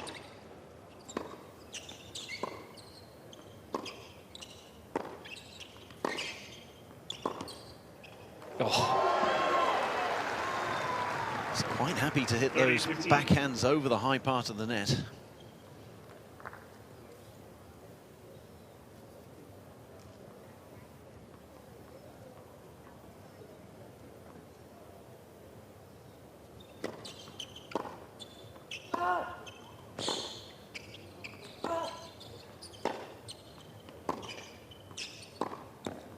Another one.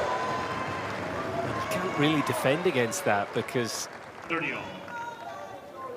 It's not a bad shot from Norrie, and he's expecting a percentage, reply, something maybe through the middle or cross court, and that's what he's sort of leaning towards, and Bonzi just having none of it. Stepping in, attacking down the line, and flushing another one. Let's reserve.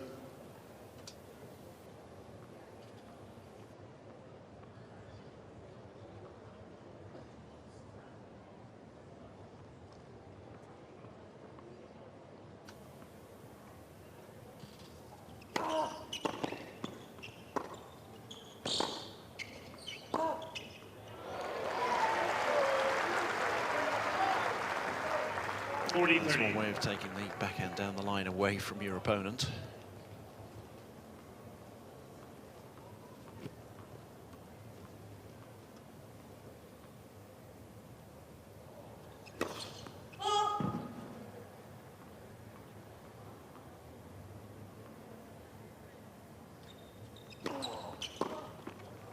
Cameron Norrie.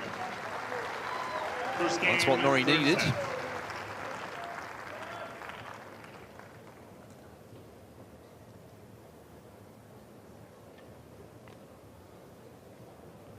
Cameron Norrie, who peaked in terms of, well, his peak so far has been winning Indian Wells in 2021 when it was held towards the end of the season. And that's the real high point of his career, and he's struggled to maintain that since, and he currently finds himself 28 in the world, number 26 seed here, having been inside the top 10. Is he a top 10 player? He hasn't appeared to be a top 10 player for the last couple of years. He's a seed at Grand Slams, I mean, and he's worthy of that ranking. He had a very good year last year, you have to say. He was down 91 in the world at one point. Looking like things were starting to slide for someone who, as you say, had been in the top 10, former Wimbledon semi-finalist as well. But he really put in the hard work, backed himself, and started to gain real momentum. Made the quarterfinals of Wimbledon again last season and finished it very strongly. So, look, he's done really well to be back inside the world's top 30 and seeded this first Grand Slam of the season. Can he get back to the top 10 again? I mean, time will tell.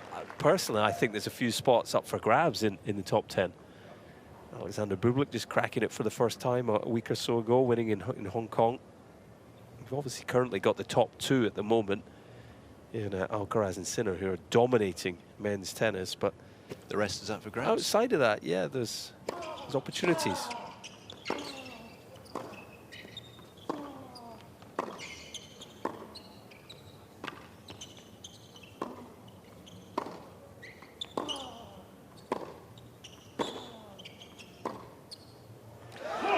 What I would say, if you were to ask the question sort of prior to that 2021 Indian Wells win for Norrie, if you were to ask, okay, is he going to win a Masters 1000 in his career and make the top 10?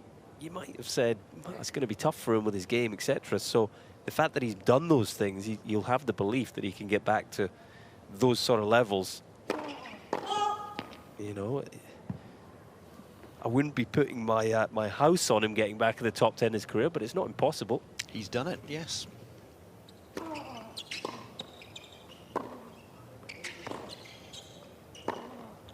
That's excellent, isn't it? He's really starting to, you know, to flow out there on the court. The way he's stepping in, cutting the corners and attacking down the lines off both forehand and backhand. Just a real sign of the confidence. Again, stepping up inside the baseline there. No time for Norrie to recover. Well, this could be a real battle from here on in.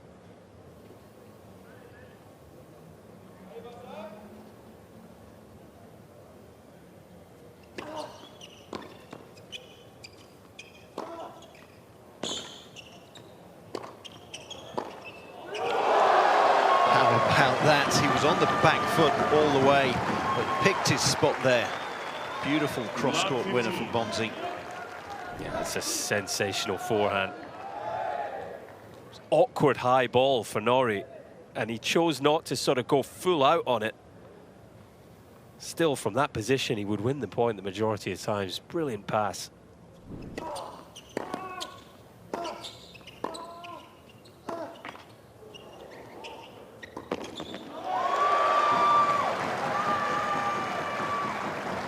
Things going Bonzi's way at the moment.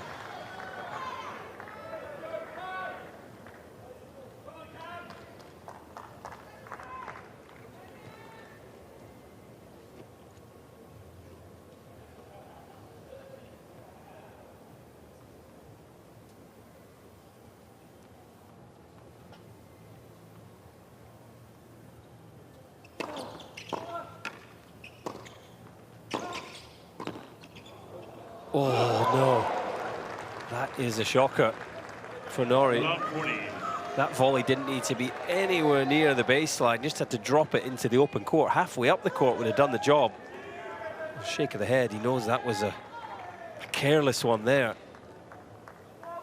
And it's gifted these 3 break points to Bonzi.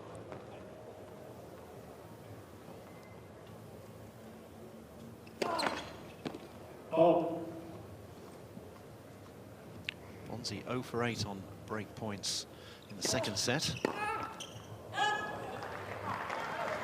15-40.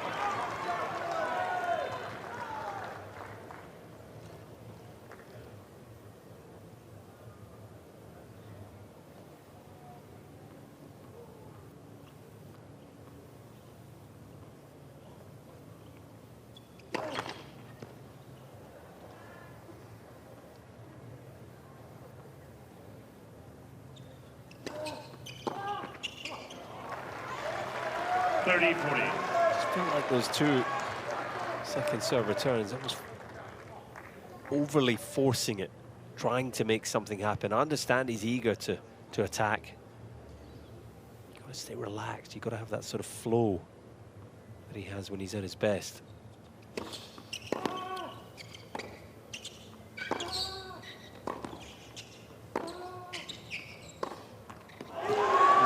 Third time's the charm, and it's a break for Bonzi. He leads 2-1 in the third set.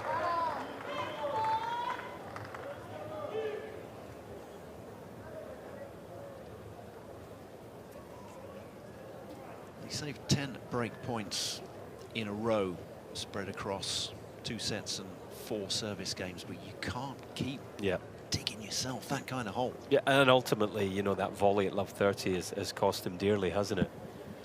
You know, you can trace the sort of point trail back and say, well, he would have been 40-30 up there if he just made that, you know, routine volley for players of this caliber. Just a slight loss of focus, a dip in level. Can you believe it?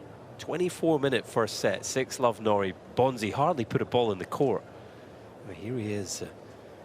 Break up in the third at 1 set all. What a turnaround, and anxious faces in the Norrie box now. Time.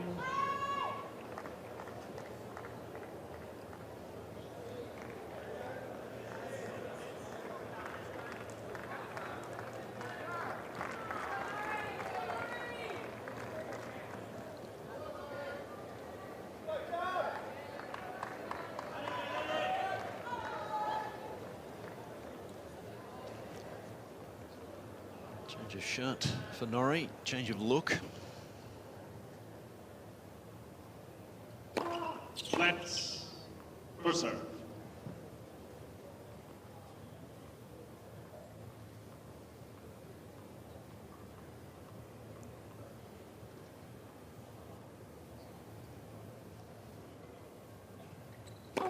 Oh.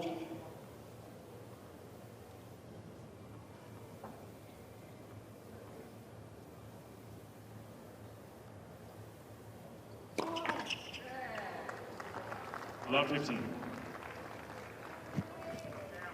First double fault for Bonzi.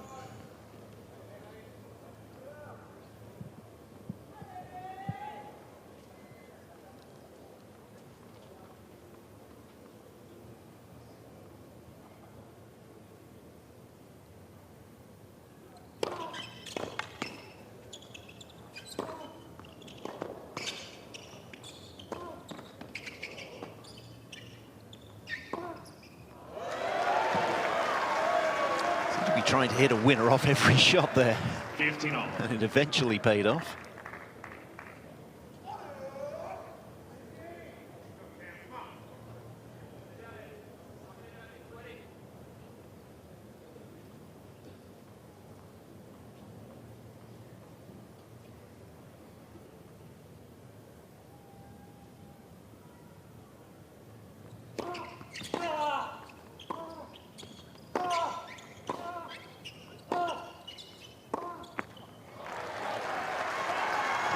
A reminder, these two have played once before, the Mets ATP 250 final in 2024, and Bonzi winning that to win his only tour level title of his career. So, you know, I think that's relevant now, even though he's the lower ranked player here, 106 in the world, playing a seed. Now that he's feeling good on the court, he'll be thinking, beaten this guy before, I can do it again now. I've got this you know, within me now that I'm playing well. Negativity of the first set is long gone.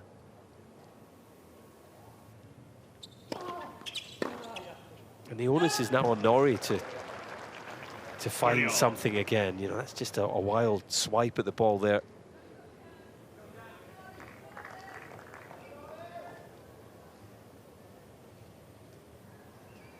He's got to find a way to raise his game and apply some pressure to Bonzi once more.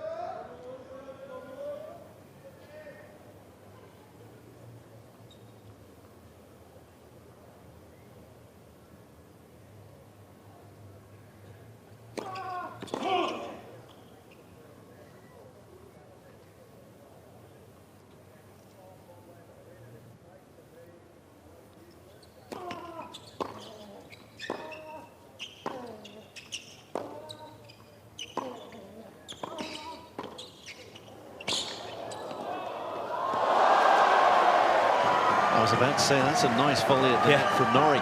It was a nice volley. Unbelievable dig from Bonzi. I mean, from this position, if you stop the point there, there's no way Bonzi's won that point. But he just found a great width on the little nudge down the line, and Norrie couldn't find the answer.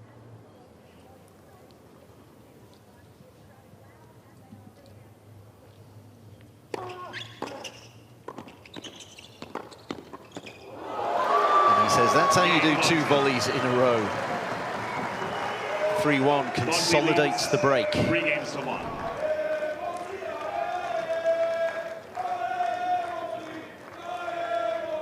Classic serve volley play there, wasn't it? Moved through the first volley beautifully and got himself close to the net, cut off the angle.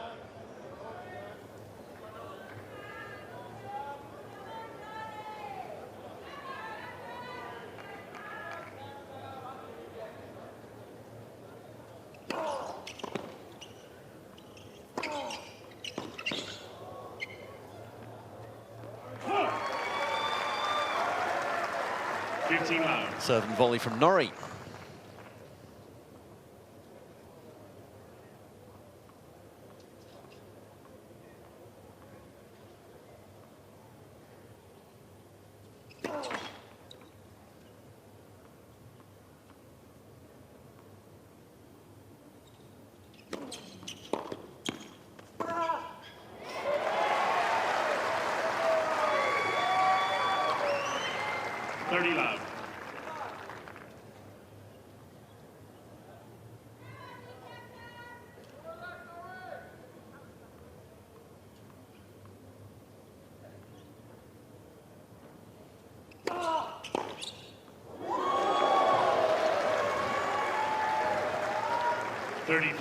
Neither playing hanging around at the moment.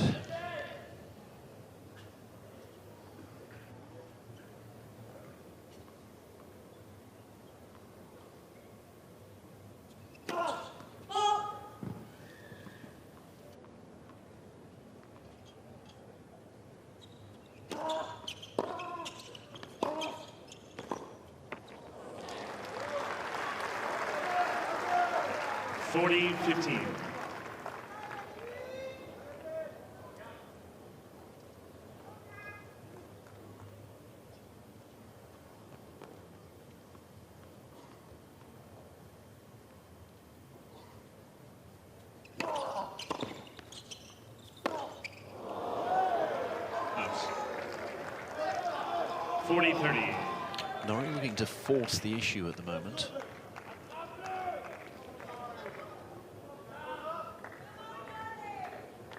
Trying to keep the point short, it seems. Yeah, I think you're right. I think he's just trying to sort of up the ante himself, accelerating the ball to get some good things going again.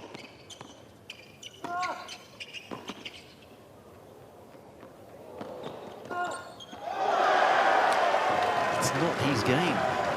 It's not his style. And it's not coming off at the moment.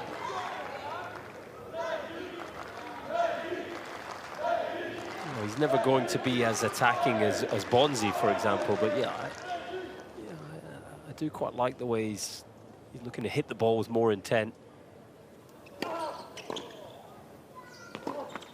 Now that Bonzi is sort of in the rhythm and dominating the match with his attacking tennis, he has to respond to that. It's just a really awkward ball there. Difficult for him again with that flat backhand on a low ball like that to get it up and down quickly. Hence the reason he just cut things too fine, missed in the net. And well, this is a virtual set point, you would think, with the way Bonzi is playing. Chance for a double break.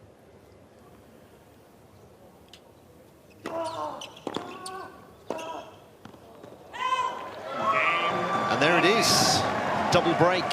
Bonzi leads 4-1 in the third set. He was rushed there, Norrie. He went over to get his towel quickly. There were around 6 seconds left on the shot clock by the time he got back into position. And he got his first service in, but there wasn't a whole lot on it.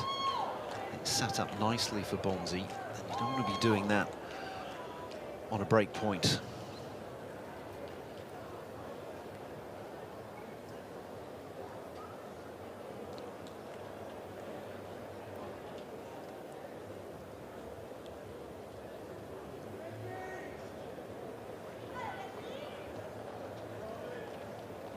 Five past 8 local time here in Melbourne. Sun setting over Melbourne Park. Time. First day of the Australian Open 2026. First round action, obviously. And the number 26 seed, Cameron Norrie, finding himself with his back to the wall at the moment. It's been quite a turnaround in this match.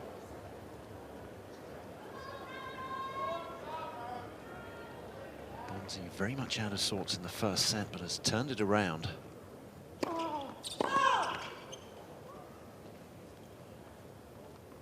Finds himself a double break up in the third set.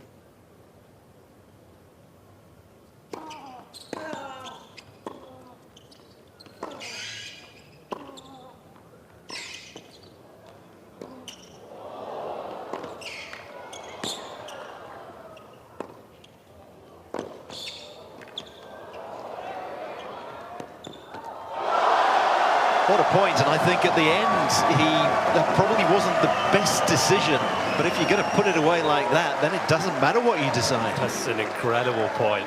Bonzi from coast to coast to coast. He covered every inch of this 1573 arena there. And you think, go down the line there, but cross court, and then a little flourish at the end. Enjoying himself, wasn't he?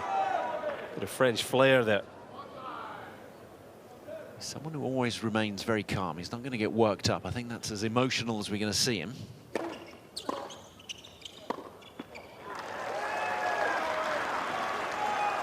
$15-all. It's a bit like Norrie, you know, we spoke about it a little bit the previous game. He's trying to sort of go for a little bit more, and I like that. I like him trying to get, you know, good sort of pace and depth on his shots, but equally I think he's got to sort of shut up shop again and say, you know, my game fundamentally is being really hard to beat and sort of breaking down opponents and being, you know, very difficult to play against.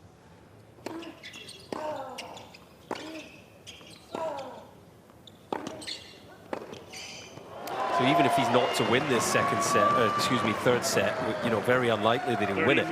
At least make the remainder of it as difficult as you can for Bonzi, and sort of try and build back into the match, because he's sort of fallen out of it at this stage, hasn't he? Which is what we were saying Bonzi had to do in the first set when he was love 4 down and love 5, and play yourself into a little bit of form. Don't go into the next set thinking, well, I haven't hit a ball in the court for the past half an hour.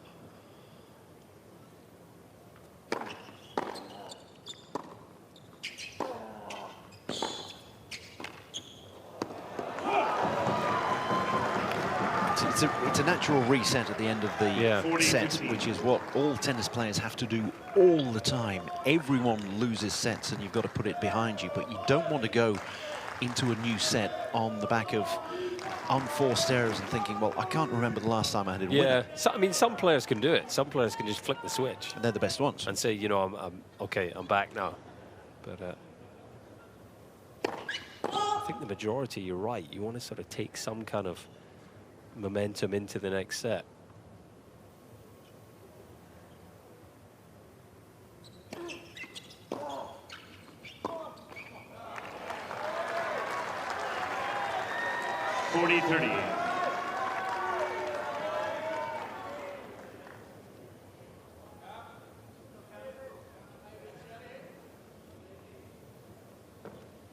Four balls for Bonzi to choose from, 5 in fact.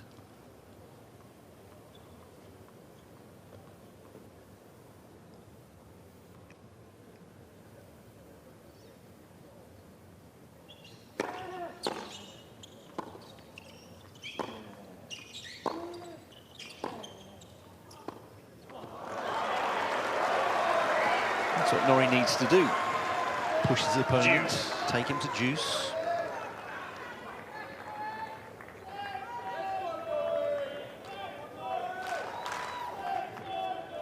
Get that forehand hitting the spots. Make sure the backhand isn't going wrong. Thank you. Make Bonzi doubt himself.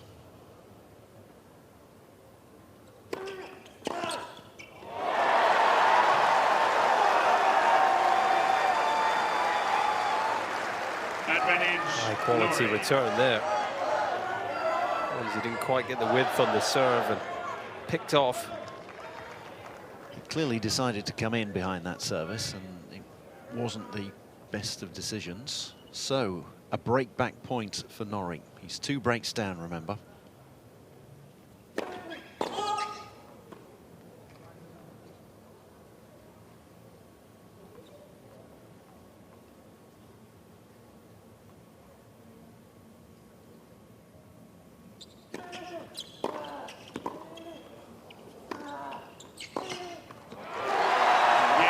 And there's one of them back. New balls, please.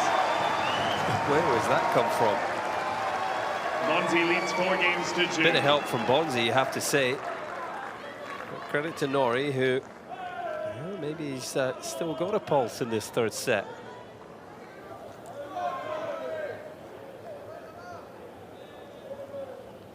Big service game here for him. He's got one of the breaks back. He's got new balls. Big hold here, a comfortable hold here. Will put the pressure right back on Bonzi.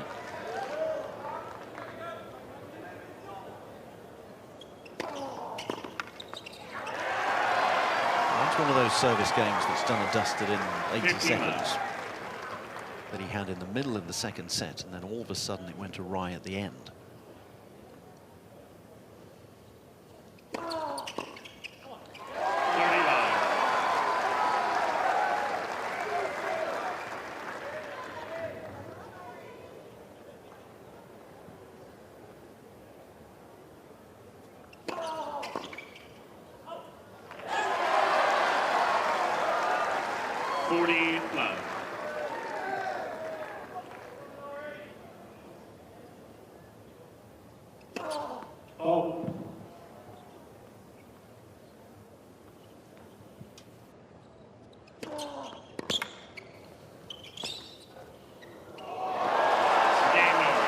And there's the hold that Norrie needed. Very quick. Bonzi still leads by a break, 4-3 in the third set.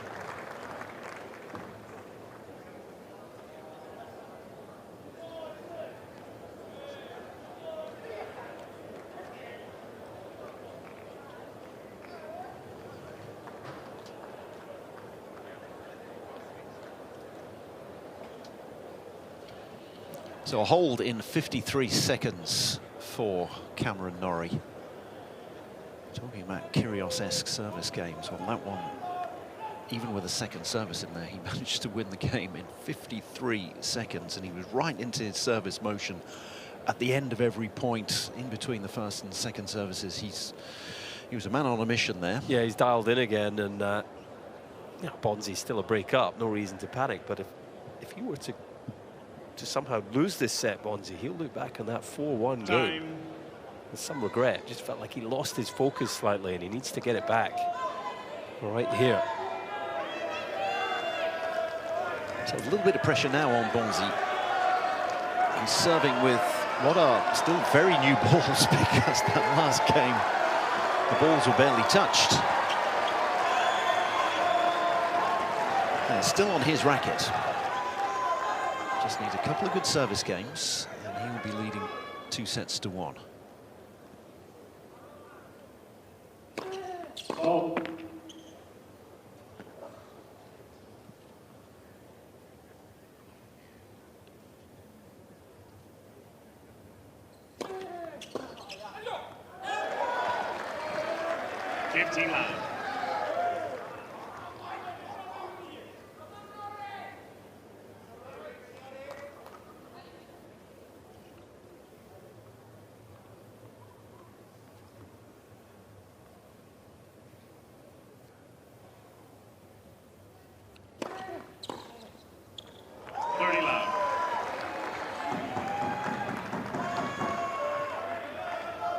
Making the most of these new balls.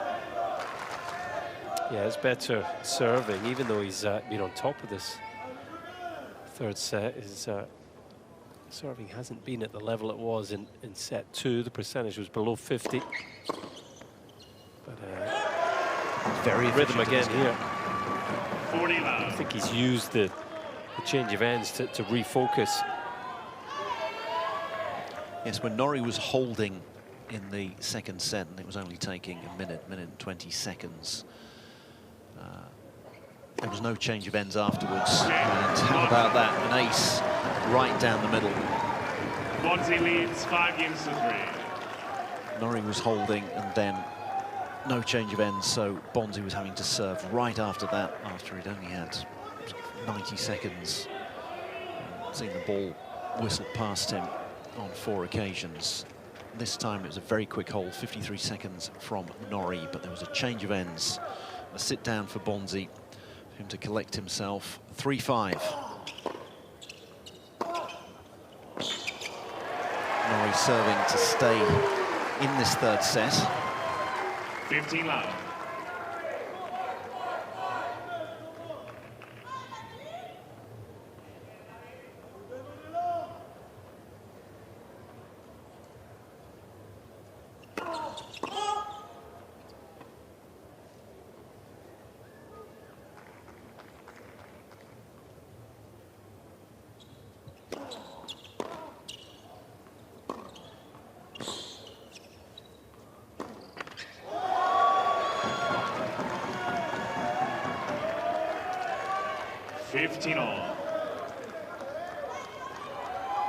Ladies and gentlemen, please remain silent between first and second serve. Thank you.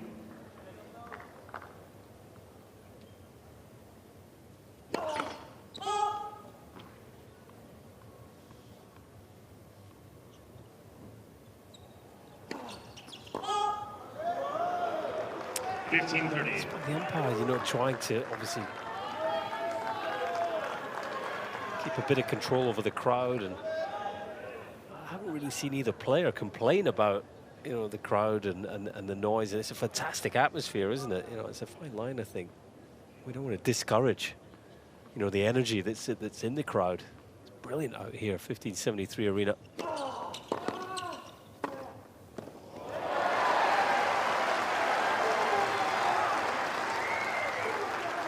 30 all. Excellent pickup from Norrie. Squatting down incredibly low. Yeah, that base is so key. That was excellent. Stayed down through the shot as well.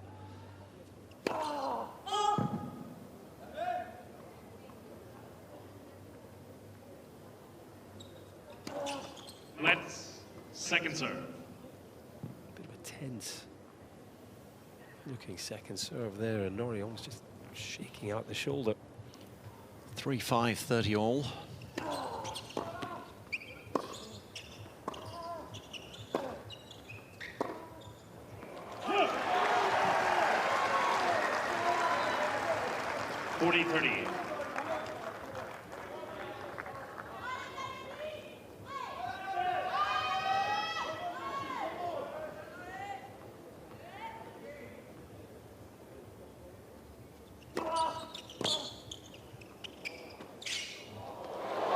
Beautifully deft drop shots. Norrie holds, but Bonzi will serve for the third set. When we come back in 60 seconds time.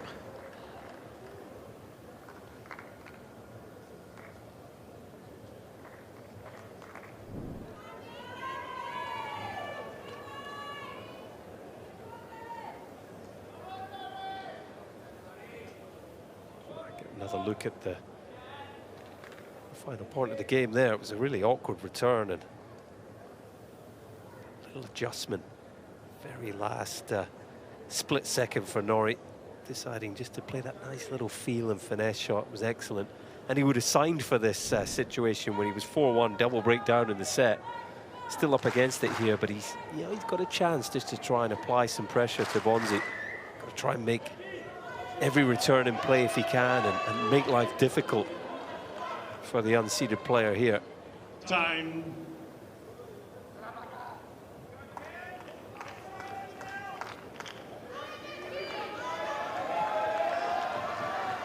So well and truly setting over Melbourne Park. The lights coming on in, around the various show courts.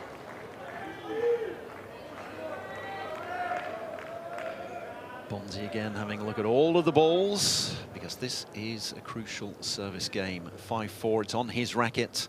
Can he take a 2-1 lead?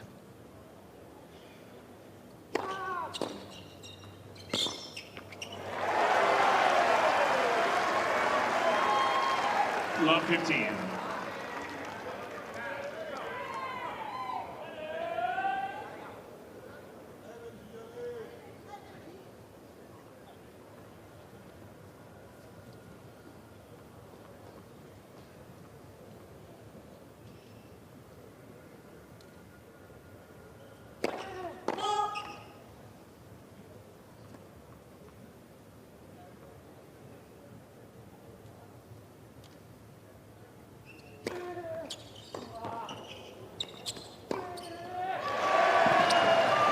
He just gave himself too much to do there, trying to run round the second serve, get it on his forehand. The ball just chased him. It was a good second serve, to be fair.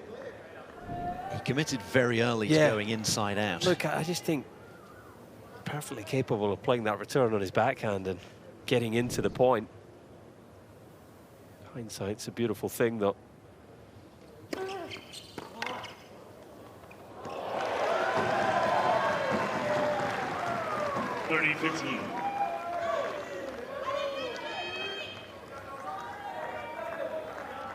Looks pretty composed, doesn't he?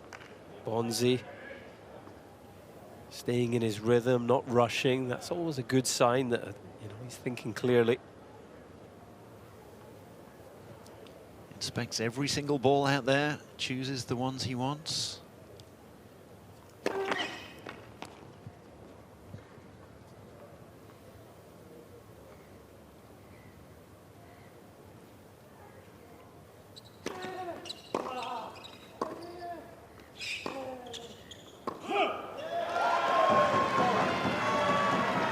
Forehand long from Norrie. 40-15. 2 set points for Bonzi for a 2-1 lead.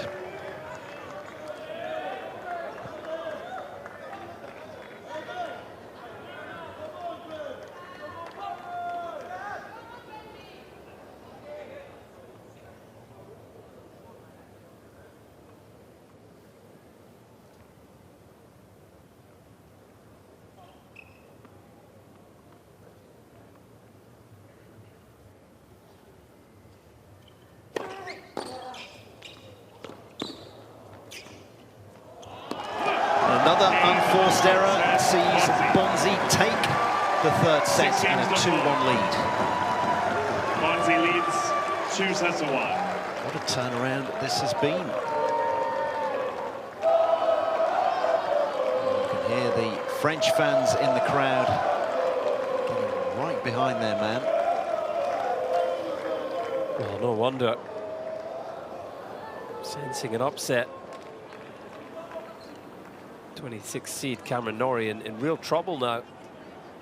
He looks so sharp in the early stages of this match. Won the first set, 24 minutes as a reminder, but since the start of the second set tiebreak, it's Bonzi that's been in control. If anything, could have won that set more comfortably, led by 4-1 double break. Remember, Norrie just 48% of first serve points won. That's too few, and 12 unforced errors for the Brit. That's far too many for his game style. He's got to get back to basics and play his game, at least make life difficult for Bonzi, who is really looking confident and full of belief now.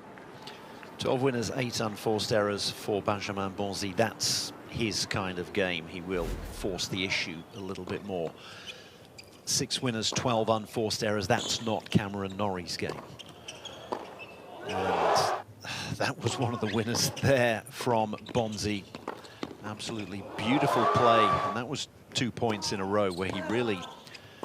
Time. The second time he dominated the net. The one before that, he was really on the back foot, but threaded the needle. All of a sudden, it's Norrie, the number 26 seed, who is out of sorts. 4 sets, Norrie to serve.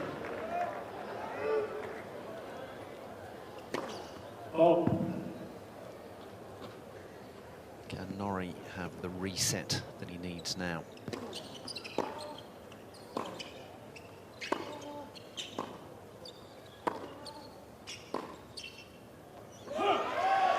It's not what you want when you're serving. You always want to win the first point, and particularly when it's the first point of a set you've just lost as well. Yeah. Sets the tone.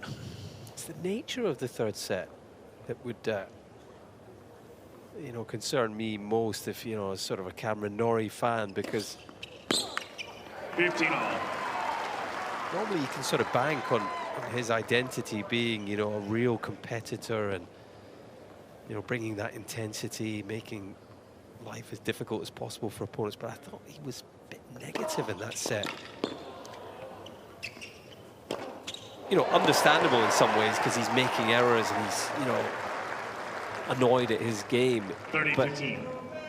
Just the body language didn't look great to me. He's got to sort of get that spring in his step again and, you know, back himself here.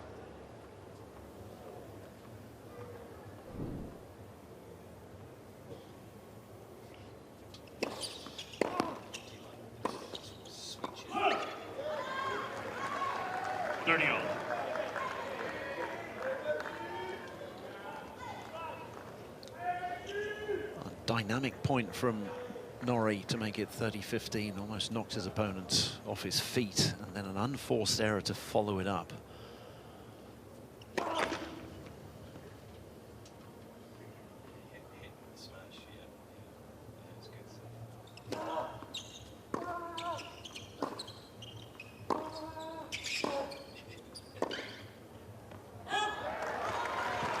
There's a big opportunity there for Bonzi.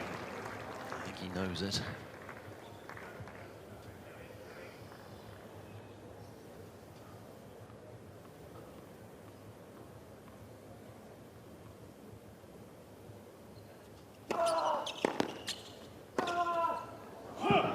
Oof, it's a wild one. Juice. Not entirely sure what he's trying to do there. Not sure he is either. Sort of shaking the head. What am I doing?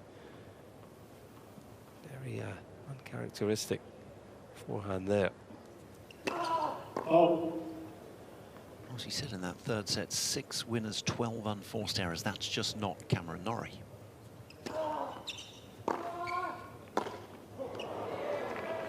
And just as we saw there, a lot of the errors coming early in the rally as well.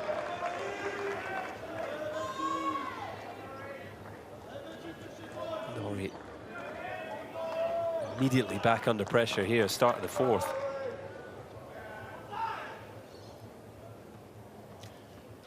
Well, he lost the opening point of this set on his service. Is he going to lose the opening game?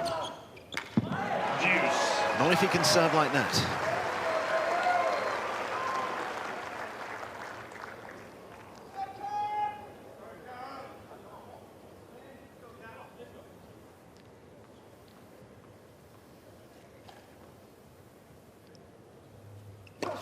Oh.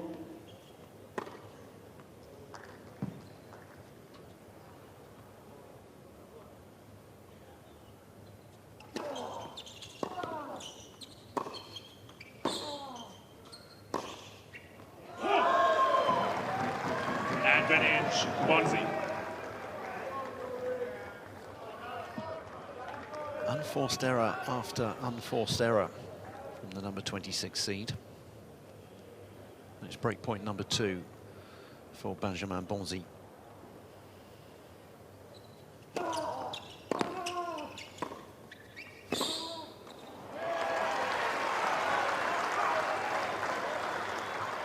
Deuce.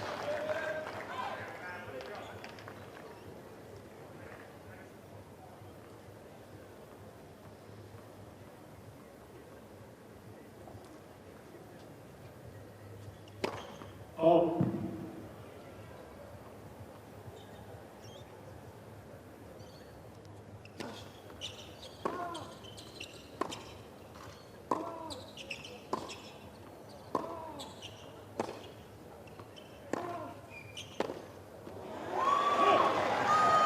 It's good depth. Advantage, Norrie trying to change direction on a very difficult ball there. There's another error, flies off his racket. That one I'd say was a forced error. It was, as you say, really good depth. That one clipped the line from Bonzi. The break point.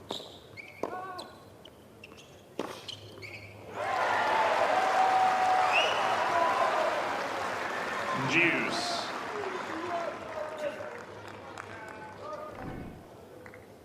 Yeah, going after the forehand here, but you know, this time it's the right ball and the right shot to go for. He's got to be a little more patient with his play. Wait for those opportunities to go big.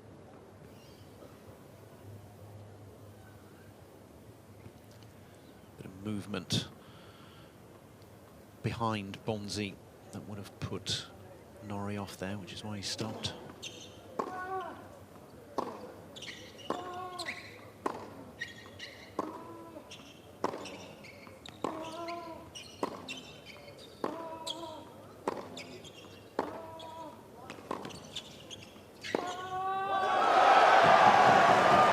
Bonzi winning the rallies. Bonzi happy to keep it long and then pick his spot. Advantage, Bonzi.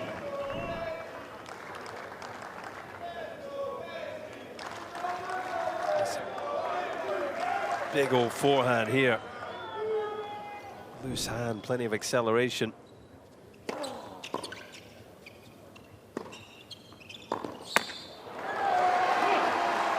Deuce.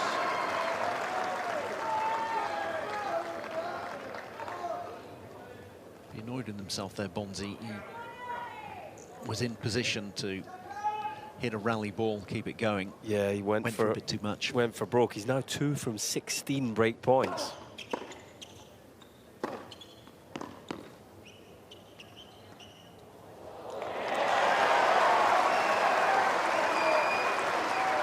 Advantage, Norrie. Very gutsy there from Norrie.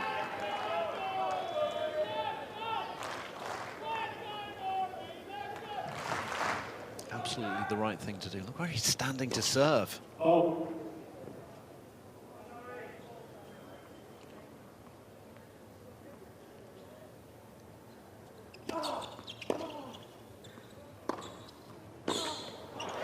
And after 8 minutes, Norrie holds. What a big hold that could prove to be. First game, fourth set. Yeah, that was huge. 4 break points saved. Maybe just a springboard for better things to come for Norrie.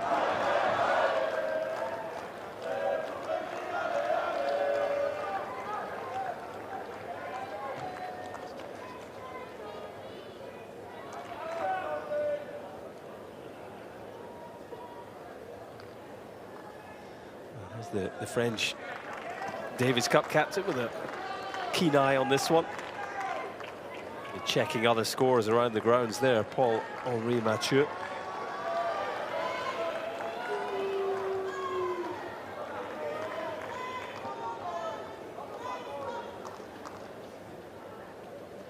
Sort of the second musketeers, weren't they? You had Paul-Henri Mathieu, Nicolas Mahut, who is the coach of Benjamin Bonzi.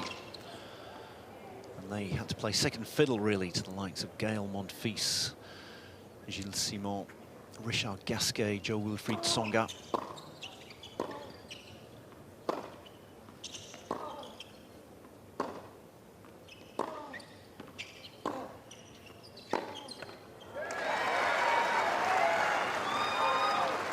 Love 15. Huge strength and depth that the French had. Yeah, golden generation, wasn't it? It was, and yet the Grand Slams just didn't come. That's it, probably the only thing that was missing, but goodness me, did they The strength. serve French tennis well, yeah.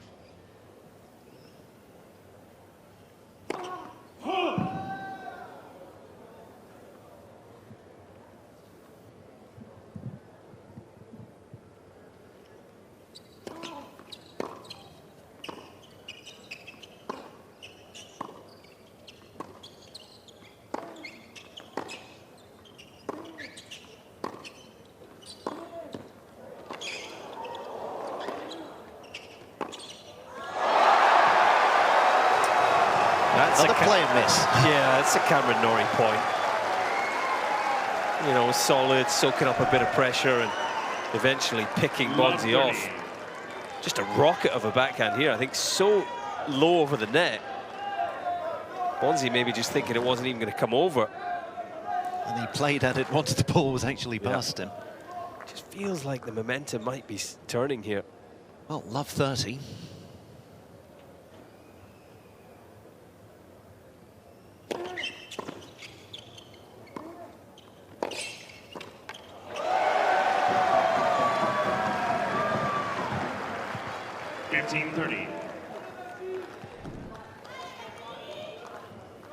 This could have been awkward.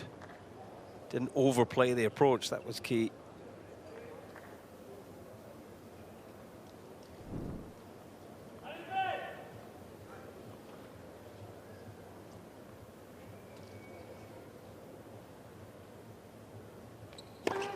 Oh.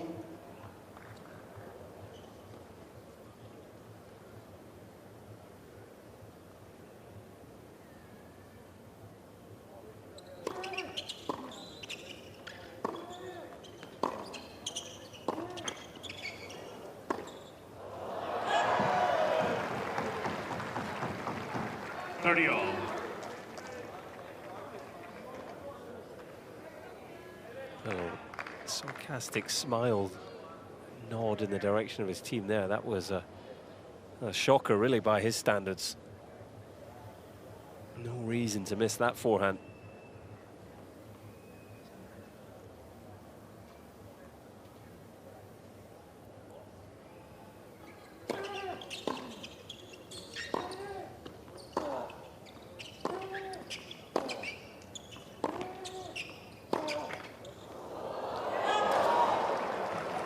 Norrie, though, you know, he might be struggling, and there's no doubt he's not operating at his best at this stage of the match.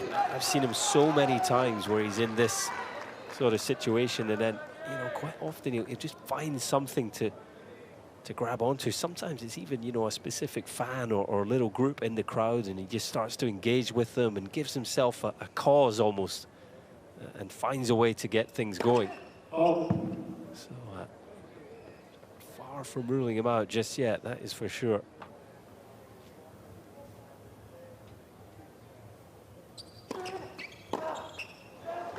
A hole for Bonzi. He was in a love 30 hole and dug himself out of it with help from Norrie, and unforced errors again. Yeah, another head scratcher of a return there.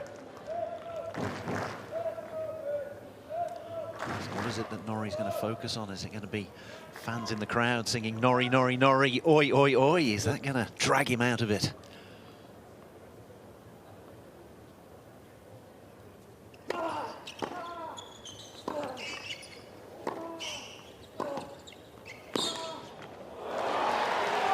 out-angling one another there.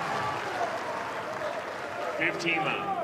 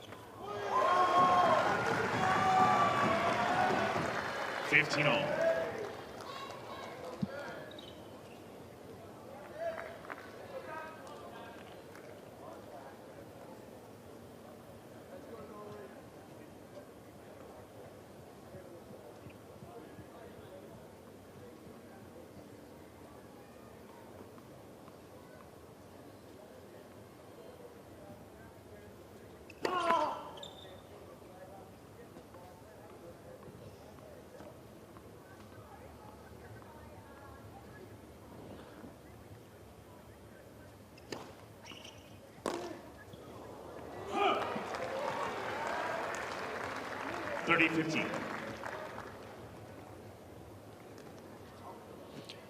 See, a string has gone well and truly awry there. Bonzi takes his time, maybe being told to hurry things up a little bit by Scotty Moore as he strolls over to his bag.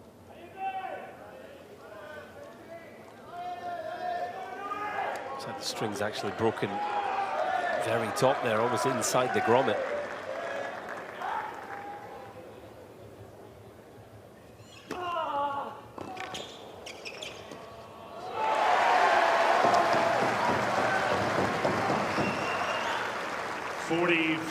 Serve and volley from Norrie.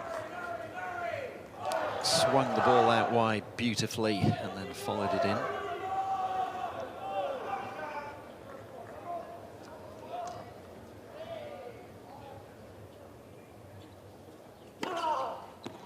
And an ace down the middle, a big hold for Cameron Norrie.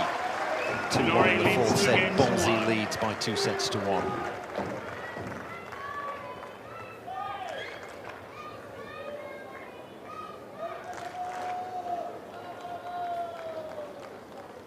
Certainly more positive signs from Norrie. Energy, you know, like the fist pump to the team, good body language, it's important. You've got to get the good vibes going again. He's a pretty placid character, isn't he? You know, he didn't give too much away. There's no doubt he was frustrated and a bit negative in that first set as things really started to unravel for him, but since then, he's just settled into a nice rhythm and looks pretty unshakable. We were talking about it earlier, the fact that there was such, well, this may well go to 5 sets. We had a men's 5-setter, a women's 3-setter on this court prior to this match. Time. These players waiting. Play started at 11 o'clock and these players came out after 6 o'clock in the evening, so it's difficult to get yourself into a rhythm straight away. It's what players have to do all the time at big tournaments like this, particularly at Grand Slams. But we did say who's going to be absolutely on their game right from the off, and it's clear that Bonzi wasn't. But he's now rounding into some nice form.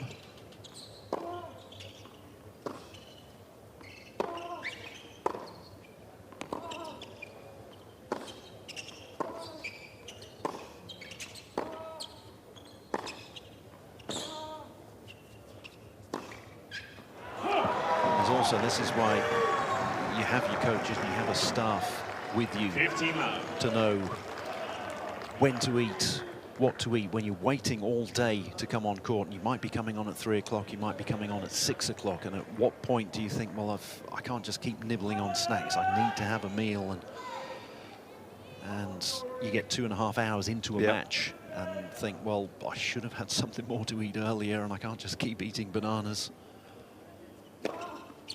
Tennis is fairly unique in that regard, I would say. think of too many other sports where your sort of start time could be so When's kickoff? variable. Yeah. It might be 11 o'clock, it might be 6 o'clock. How long's the match going to go on for? Yeah. It's not like 90 minutes. It might be 90 minutes. It might be 5 hours.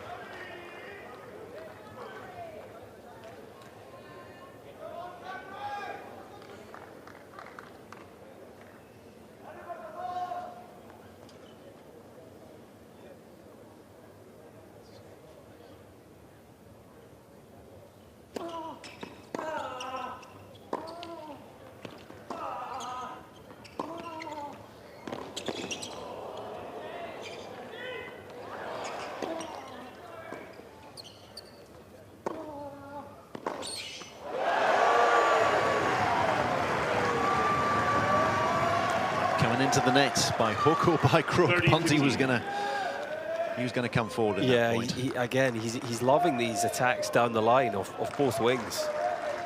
You know, really good at cutting the corner and taking the ball early, coming forwards. Just wonder if Norrie maybe needs to look for a few more down the line balls of his own. You know, even just rally balls to break that pattern of going cross court, and Bonzi looking to cut the corner and attack up the lines.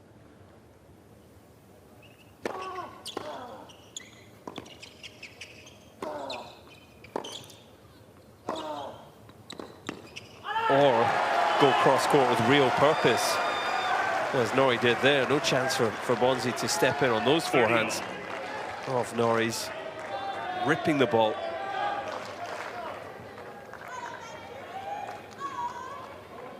One, two, three cross courts in a row, each one deeper than the last.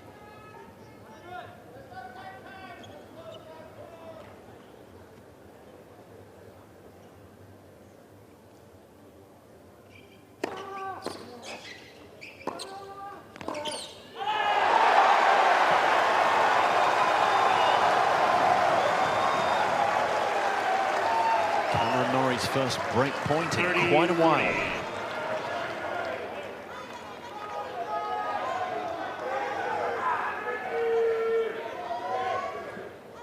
Big moment here. He's been pretty good on the break points so far, Norrie. He's won 4 from 7.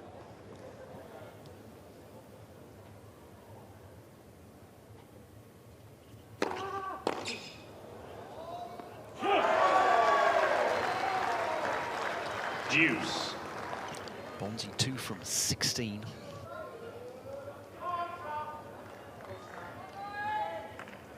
On that return, you desperately love to have that one back and just get the ball in play, get into the point.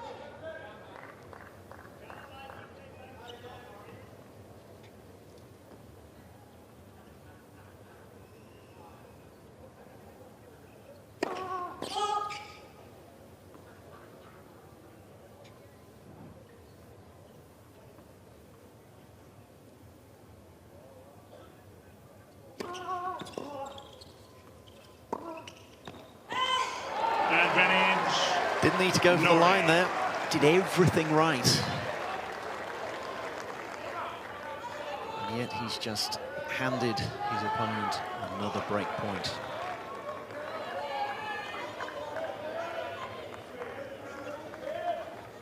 Clever service into the body. Came in and tried to do too much.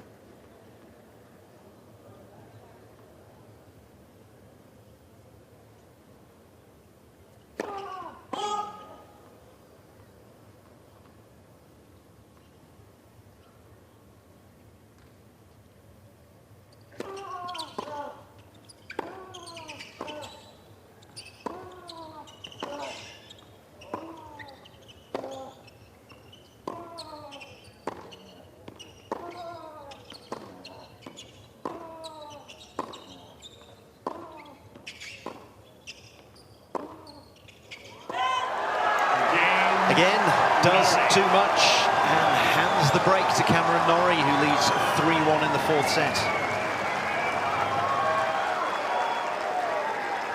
Well, here we go. Norrie leads 3-1.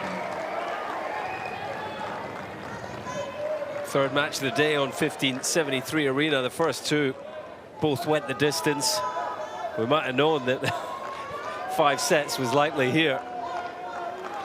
Great turnaround from Norrie, who's sort of re-energized himself.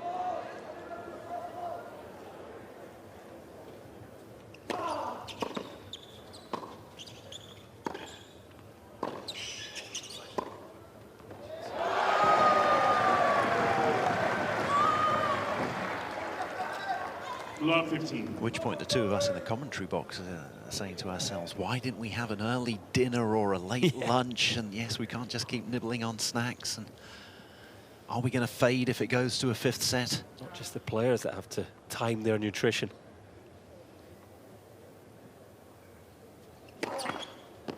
Oh.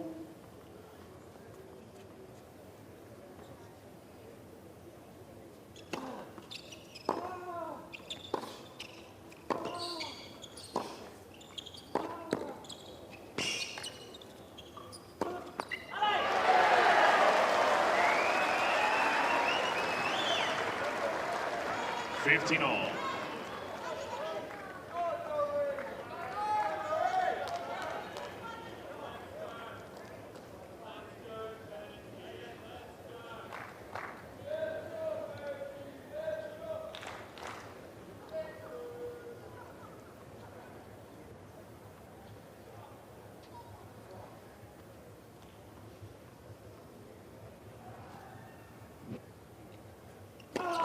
Let's pursue.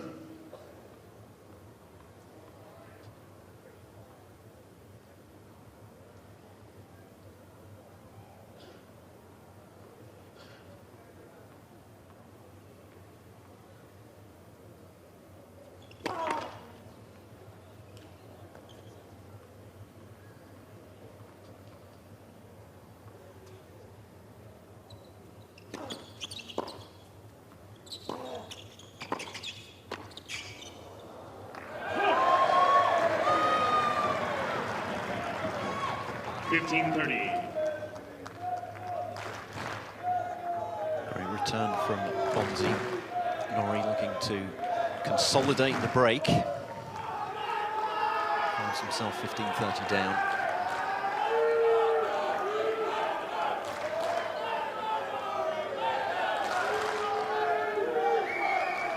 Thank you.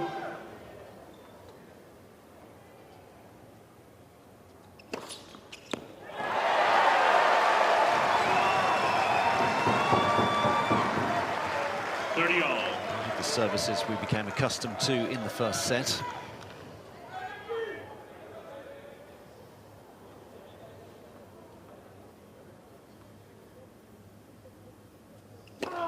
Oh.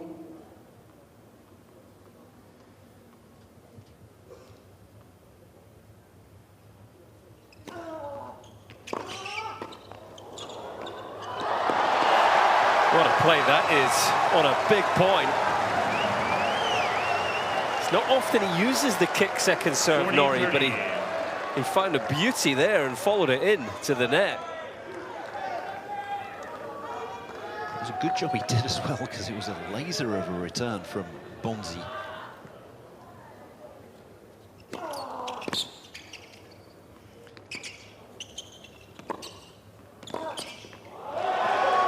Again, standing out wide to deliver the service. Like to mix that play in, just keep showing his opponent something different, bring a different angle to the point, but Bonzi dealt with it brilliantly there.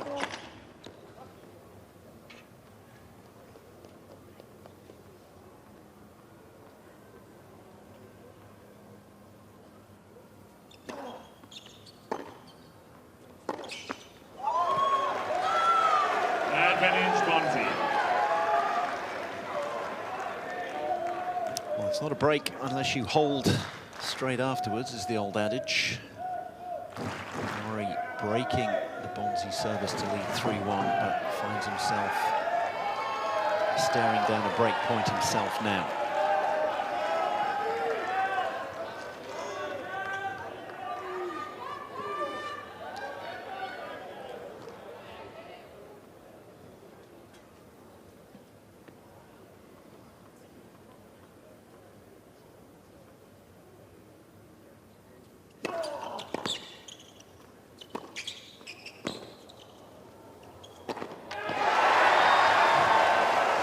suppose. Collapses into the net. Yeah, he just needed to be a little careful, but finished with real authority. It's an excellent point.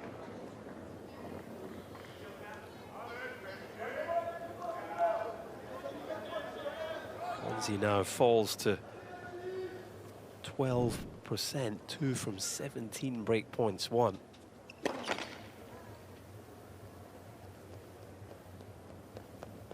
Zero from 5 in this fourth set.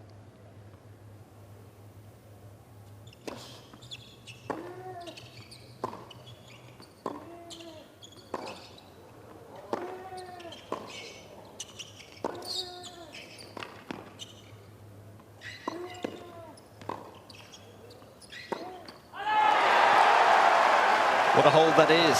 Oh, not quite a hold yet. Sorry, I thought he was already a little bit jumped the gun there. Norrie. What a hold this would be if he can consolidate the break and make it 4-1. He's making life hard for himself, though, Norrie.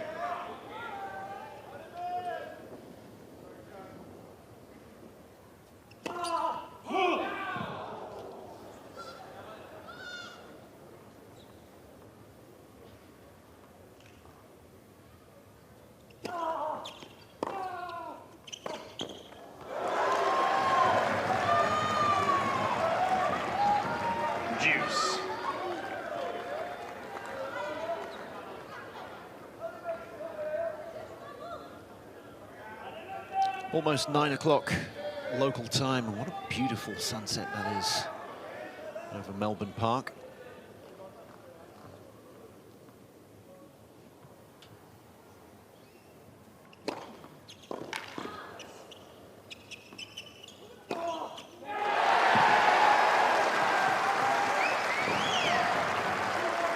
Advantage Norrie. This match has been played in a number of different conditions, isn't it? Bright sunshine to start with, the shadow gradually moved across the court. We're now under the lights. And then what a hold it is in the end for Norrie. He consolidates the break and leads 4-1, but Bonzi is 2 sets to 1 to the good.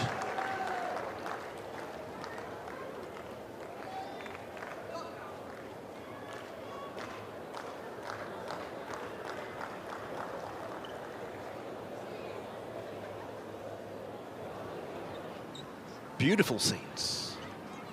That is almost like a Monet painting.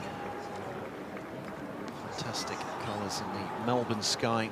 9 o'clock at night on day 1 of the 2026 Australian Open. 1573 arena, where matches have been going the distance all day. Slam Oval there, wasn't it? One of the big viewing areas, and plenty of activation and things for fans to do. And a sellout on day 1.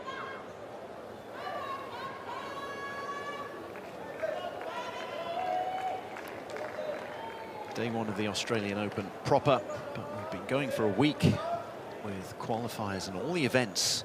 There was a different event every day in the week leading up to this Sunday start.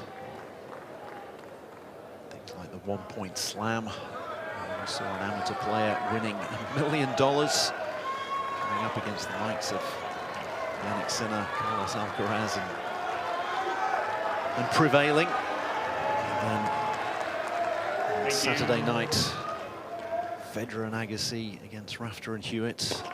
Let's proceed.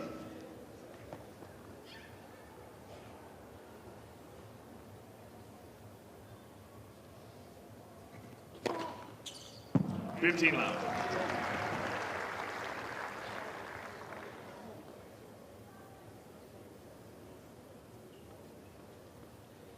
$4-1. It looks like a big deficit, but it's only the 1 break against Bonzi.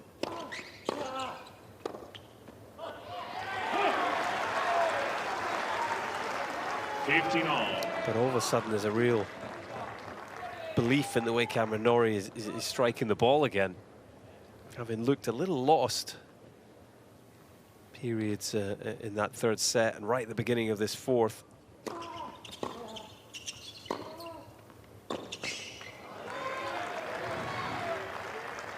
30-15.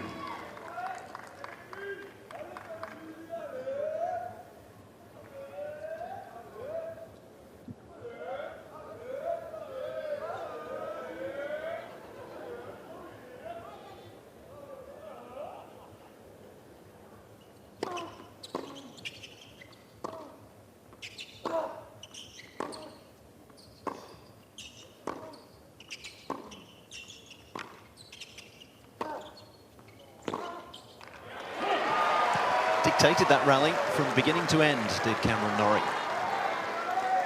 30 all. And that's more his style. 2 hours and 42 minutes into this match. We've seen both players drift into and out of form.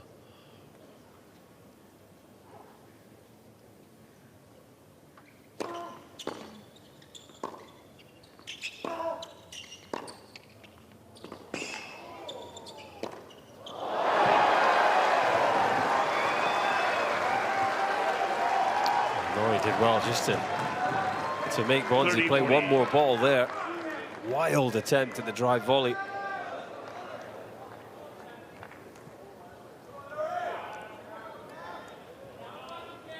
This gives Norrie a point for a double break.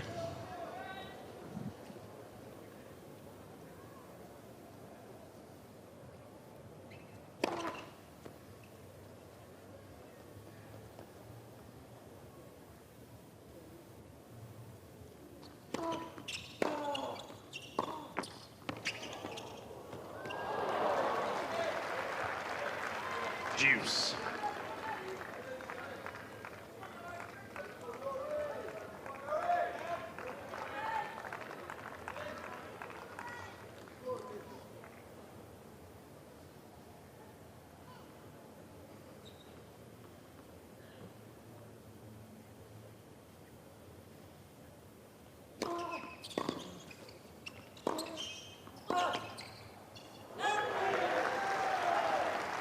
Benjamin Bonzi.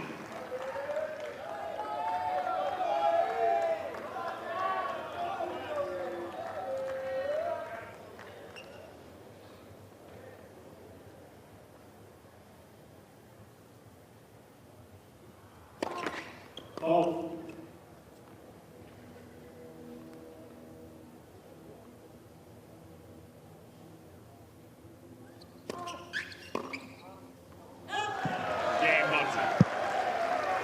There's a hold. Norrie leads 4 games to 2.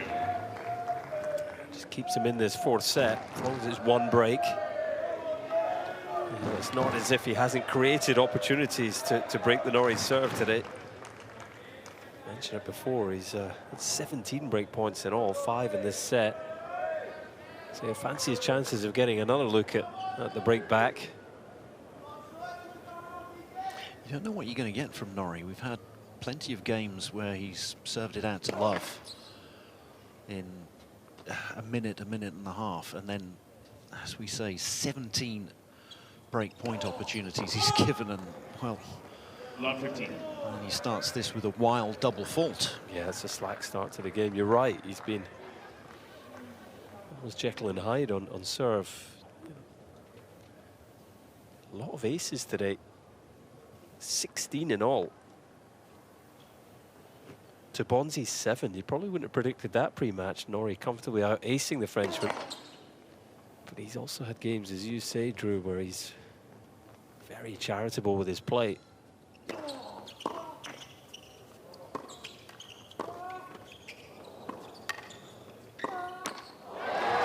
He tried to hit the net cord 3 times in a row, I think, there, Bonzi. 15 all.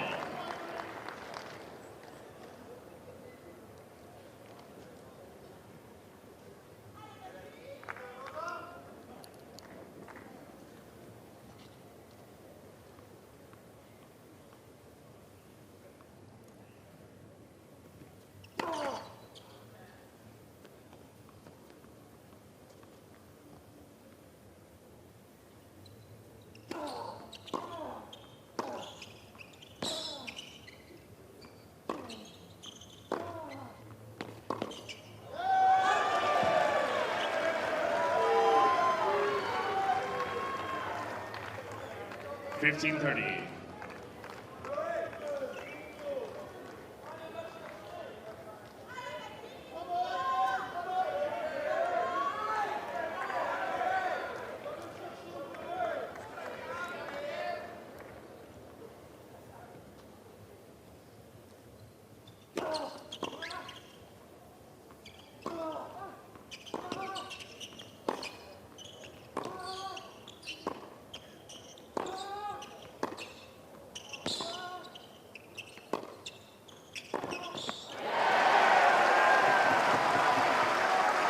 Great defence from Bonzi, and you thought, well, it's set up for one of those cross-court passing shots that just clears the net by a millimetre, but it wasn't to be. Yeah, he had half a chance, maybe a quarter of a chance. It was a great point from Norrie, you have to say.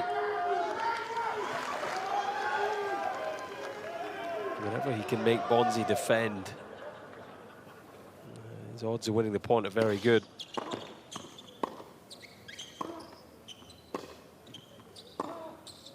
Because when he's on the attack, that's what he, has produced time and again. 30-40. Another beauty down the line. Breakpoint number 18 for Benjamin Bonzi. This will be for a break back to get it back on service in the fourth set.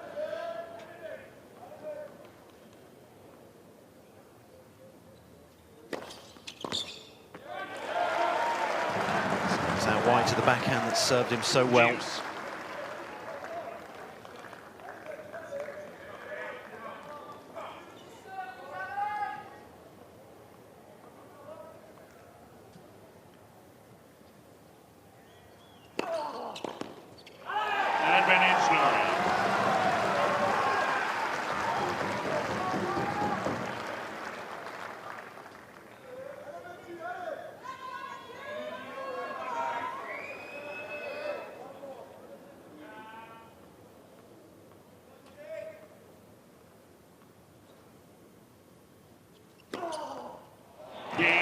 Serves him well again, an ace. Norrie holds to lead 5-2 in the fourth set.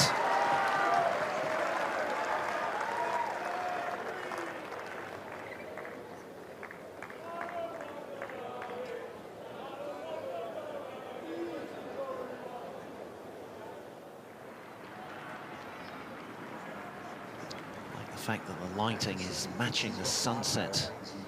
Absolutely beautiful. As we have a drone shot taking us around Melbourne Park. Yeah, what a place that is to hang out and maybe have a nice little bite to eat and a drink in the evening, watch the tennis.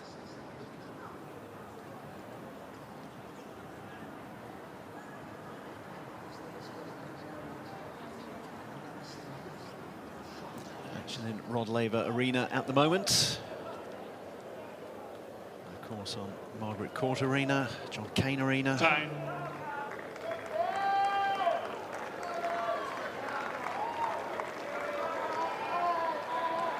Six show courts. One of them here. 1573 Arena. Benjamin Bonzi, the Frenchman, 2-1 to the good against his seeded opponent, but now finds himself serving to stay in the fourth set. Let's serve. Norrie, if he can break here or hold next time up, will take us to a decider.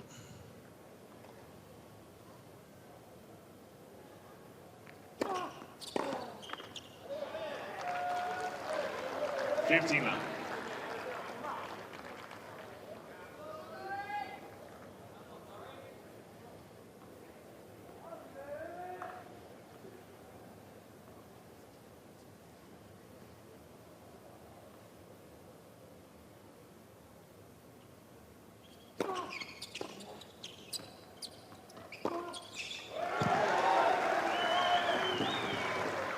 $30.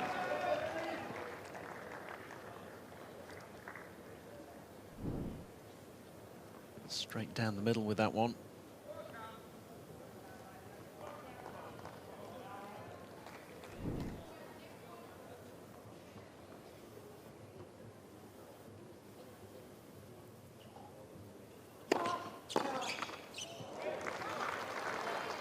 40-11.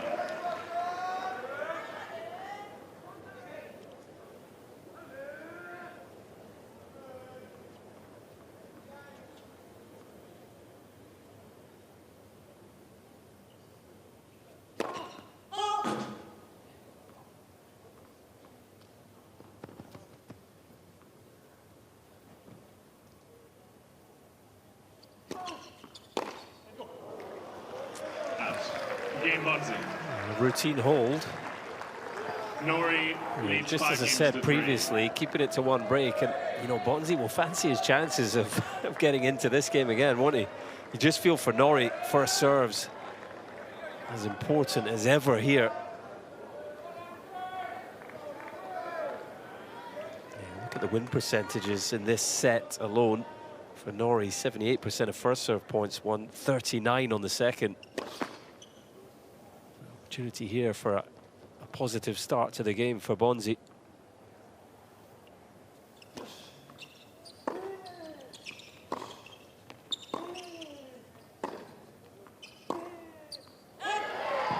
Can't find the down the line attack this time, just slightly late on the ball, hence missing wide.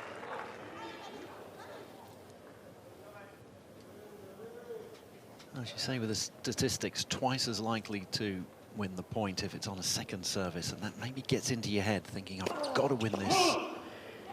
I've got to do something on this. I've got to hit a winner. Rather than being more patient.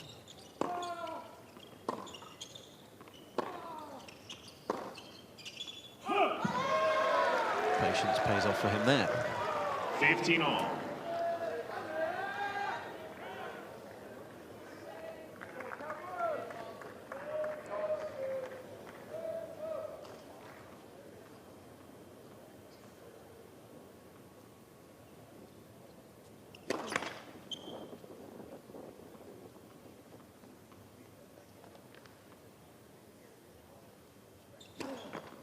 Let. Second serve.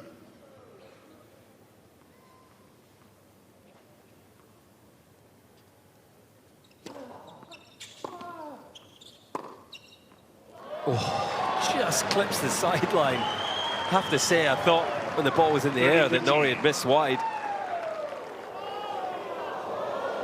Heart in mouth time, even seeing the replay. Even though you know it's in, you look at that and think, well, was it really? It's in the air for such a long time as well, wasn't it? You think, surely that's going out. Either wide or long, but no, clipped the line perfectly. 4th point in a row, he's gone to a second service.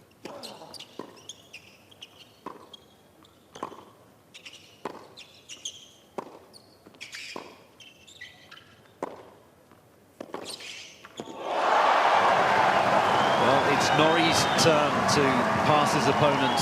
He's coming to the net. 40-15. Yeah, the approach, it just gave Norrie a split second more time because he didn't really hit it as hard as he could, didn't get the depth. But that is still a brilliant forehand. Ripped it down the line. He enjoyed it as well.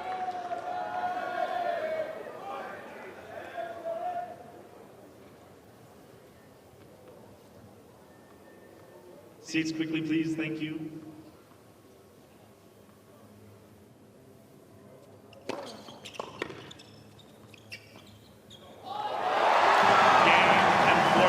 How about that for a way to seal the 4th set and take us to a decider?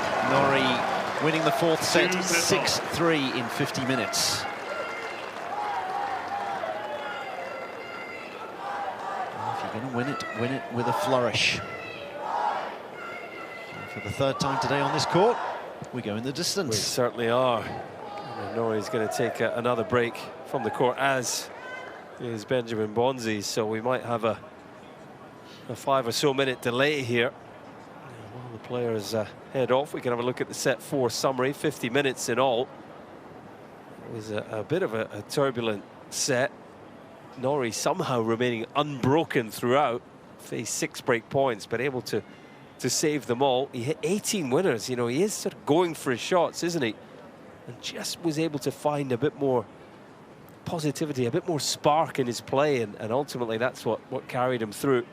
Fascinating final set to come here. Really hard to call which way it's going to go. Both players, you would think, will have their chances. Will it be a moment of brilliance or maybe a bit of tension that might decide it in the end? At some point, someone is going to have to serve it out for the match, and that's going to be the decisive moment. Who can keep their nerve? You'd have thought that would favour Cam Norrie, but Bonzi, he's the kind of player who always remains very much with his emotions in check. He's got himself back into this match after a really slow start. And, well, a while ago we were saying, okay, it was a 5-setter, now it's a 3-setter, and now it's just a 1-set shootout. And, yep, it could go absolutely either way, and that's what you want when you're playing Grand Slam tennis. Well, we've had a match of momentum swings. I wouldn't be surprised if we get a few more momentum swings in this 5th set alone. That's the scene. The River and Sporting Precinct in Melbourne. What a start to this 2026 Australian Open here on the 1573 Arena. A day of epic matches.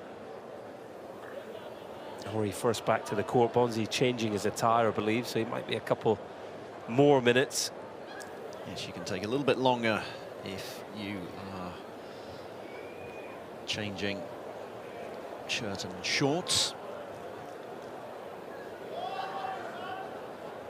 So we're having the Sunday start that we had last year, and that gives us 3 days to play the first round, which makes a lot of sense because you've got 64 women's singles matches, 64 men's singles matches. So it's a lot of tennis to get through, so it's only logical that we should take 3 days to do so. And that's being proven to be a very good decision on this court alone. 5 sets in the opening match, where Thomas Martin Etcheverry defeated Miomir Kecmanovic. And then the women's match that followed, Katerina Alexandrova going down in 3 sets to Zeynep Sönmez of Turkey, the qualifier. And here we go now. We've got a seed, Cam Norrie, being pushed all the way by a player on the fringe of the top 100 in the world, Benjamin Bonzi. Got to give a shout out to that gentleman we just saw, Drew, a British fan with a Deacon Blue cap on. Deacon Blue, Dignity. Go. Great Scottish band. Can't let that one pass me by. A ship called Dignity. That's it. That's going down the Yarra River right now. Yeah, yeah. I think it's the West Coast in the song, but the Yarra will do. That'll do.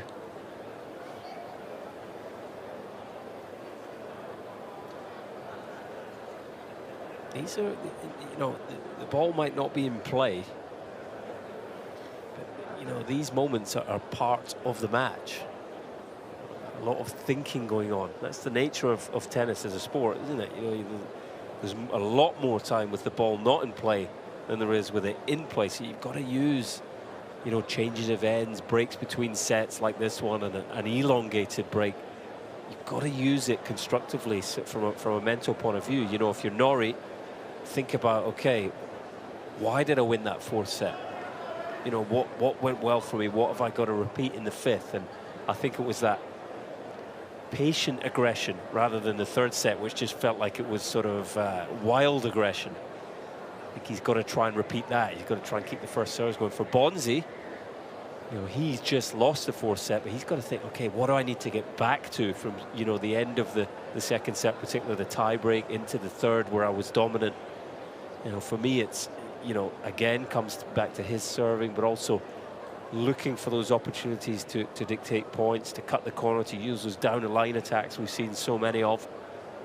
So there is no doubt that, you know, while the crowd might be switching off and they can run and get a drink and we can have a bit of a chit chat, these players have got to use these moments. And you can just see Norrie, you know, trying to center himself, keep his mind and his focus on the match and not let it drift off to wherever it might be. He's called for the magic banana. It's been brought out to him. Because as we've been saying throughout this match, which has gone into a 4th hour, play started at 11 o'clock.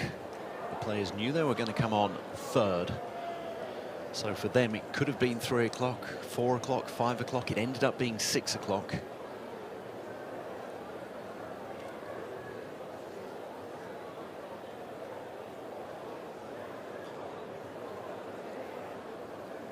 A bit of refueling.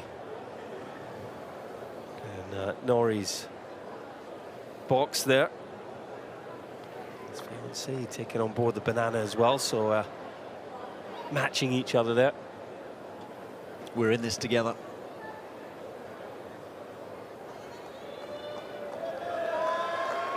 Well, that's the kind of shot you don't want to see behind the receiver's arm when you're trying to serve. That will create quite a distraction. Back strolls Bonzi.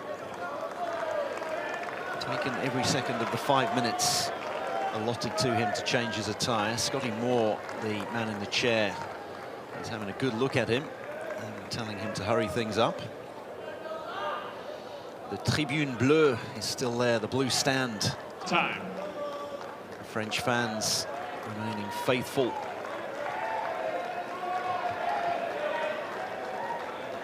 They lost Final Corentin set. Moutet today.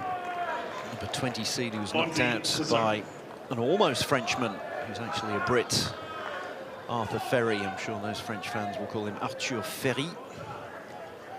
Ferry getting through against Moutet, and now we're into a 1-set showdown between Benjamin Bonzi and Cam Norrie.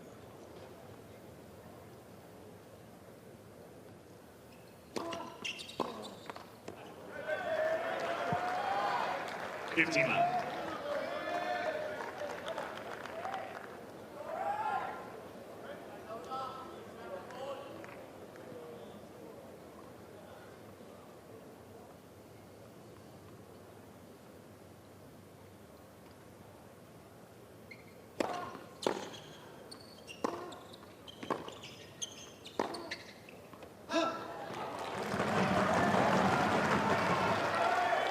All.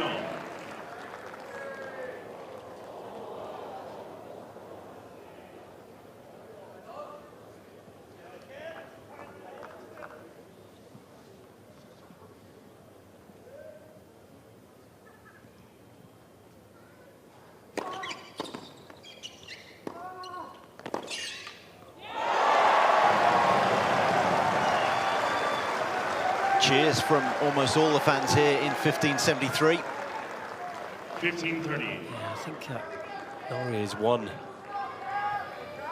good amount of the crowd over with, you know, just his effort and his fight. It's so easy to get behind.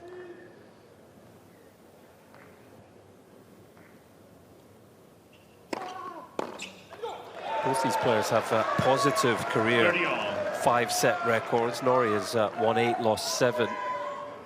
Bonzi has won 5, lost 3. Bonzi won an epic 5-setter at the US Open last year. Memorable match against Daniil Medvedev. Medvedev having a real meltdown. Let's reserve. Both of these players defeated Medvedev in Grand Slams last year. Medvedev had a real dip in form and seems to be coming back into it. It'll be interesting to see how he performs at this Australian Open.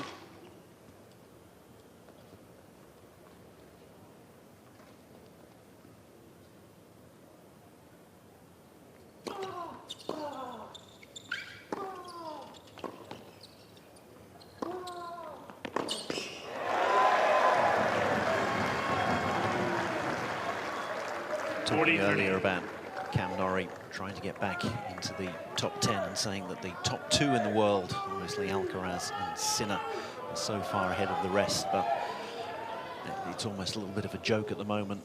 Number 3 in the world is up for grabs, and it could be anyone. It could be Daniil Medvedev coming back in and finding some form again, and he's got as good a chance as any as being best of the rest.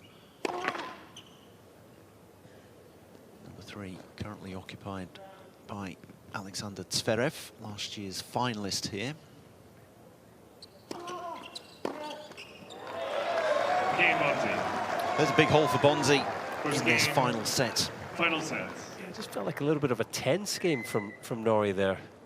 A couple of mistimed second serve returns, and certainly not the game he was hoping for.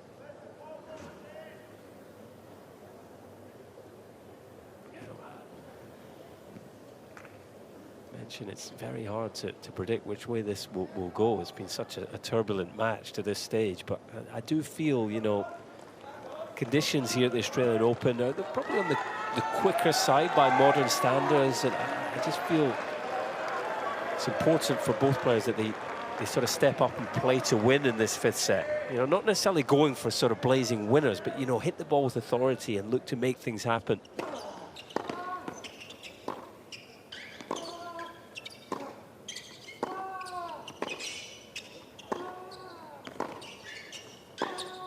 Exactly what Bonzi did there. It's maybe more natural for him, that sort of brand of tennis. Love 15. Cameron Norrie, even in winning the 4th set and taking it to a decider, he was well into double figures in the unforced errors. So he knows he's going to have to hit winners, as you say, and be positive if he's going to come out on top here. 15 all.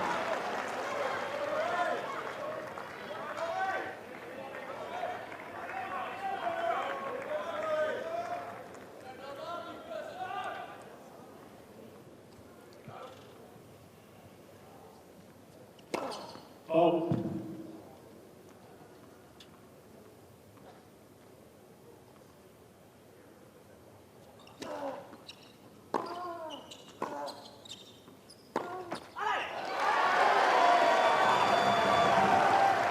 $30-15.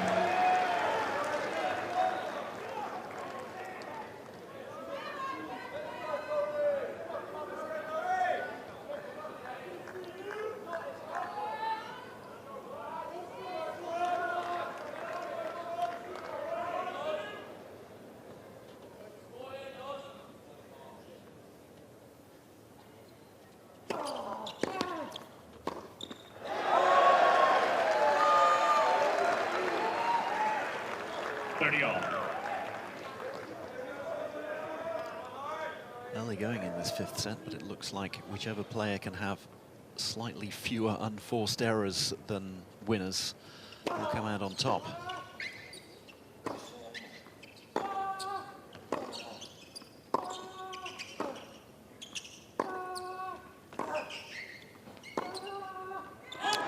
They're both heeding your advice, Colin. They're both looking to win it. Yeah, you can feel it. At the moment, it's unforced errors that are winning the day. But you can feel the intensity in the points counting. Both players, you know, not wanting to sort of back off in any way, shape or form in the rally. Looking to make something happen with every ball. Real intensity to the contest.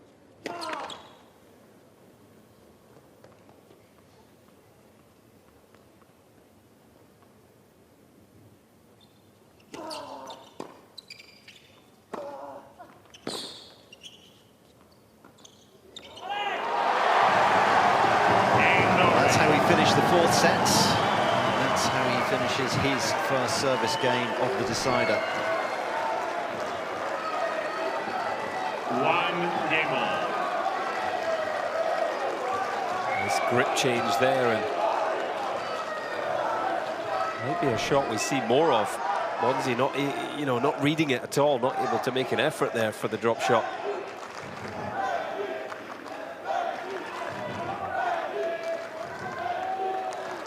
You can see Bonzi's fans behind him there, cheering him on, shouting Benji, Benji.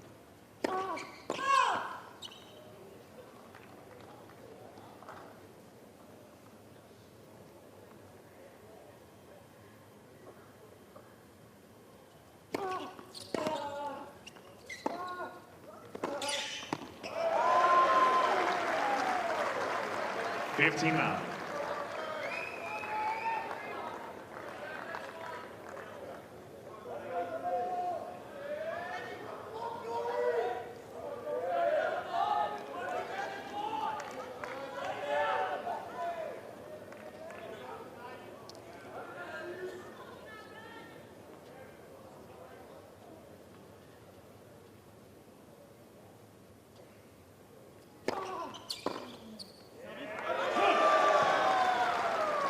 30 loud.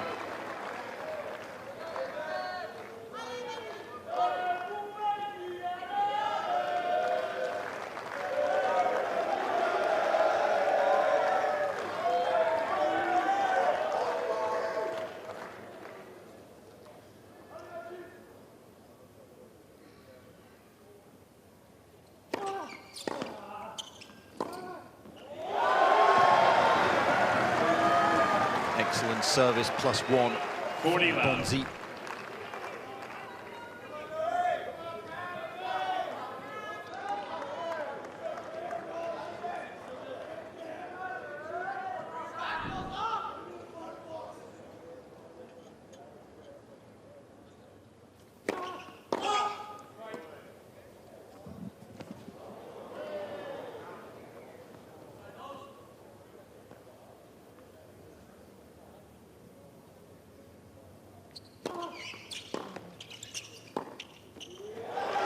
And another one, and he holds to love.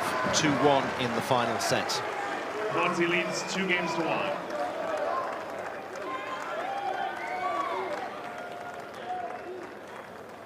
So dynamic, isn't he, with those attacks? Really feels like he's reset well between fourth and this set, fifth and final set. It's a good service game, and he's the one serving first in this final set. And when you can put in a service game to love and then leave your opponent sitting there mulling that over for the next minute, mulling over the fact that they're 2-1 down, they're going to have to hold service just to keep pace. That's a real psychological advantage. Plenty of fans staying in 1573 Arena, getting their money's worth. Time.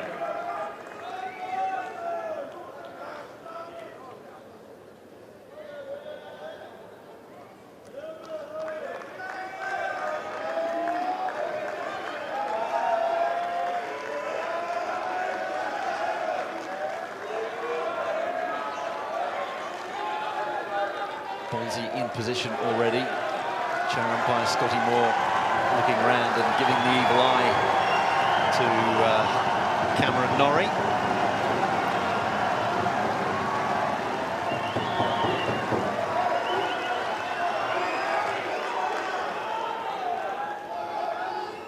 Thank you.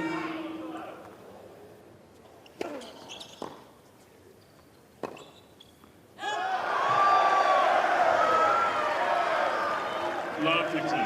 French fans are behind the end. They're at the end that Norrie is serving from at the moment. They were up on their feet when that ball sailed out. Yeah, they're making a lot of noise, aren't they? You just wonder if they could play a factor in this match. 15 all. Keeping Bonzi energized, but also maybe potentially unsettling Norrie.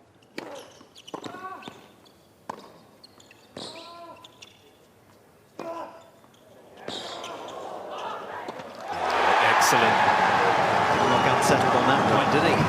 Especially having missed a sort of attackable forehand at the first point of the game. 30-15. There was no hangover from that. Really got after those forehands and an incisive move forward to finish.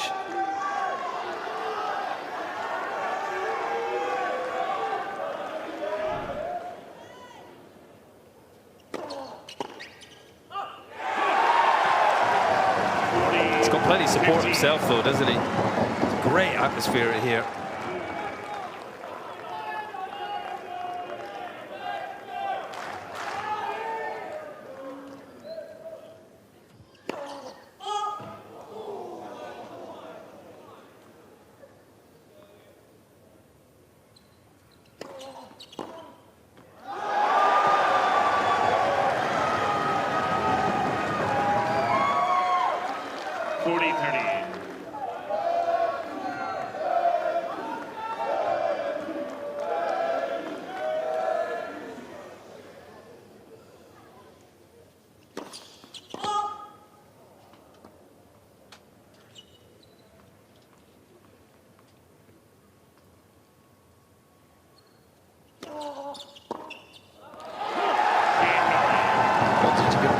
swing at that one. 2-all. Well, she wouldn't have thought that an Aussie crowd would get behind a Brit, but having said he's a Brit, he's Scottish dad, Welsh mum, Kiwi heritage as well. Yeah. So I think they're quite happy to. I think there's a trend though in the sport. You know, not every event, but I think here at the Australian Open, Rome, Math is another one that stands out, where even neutral fans are tending a little more often to sort of pick sides.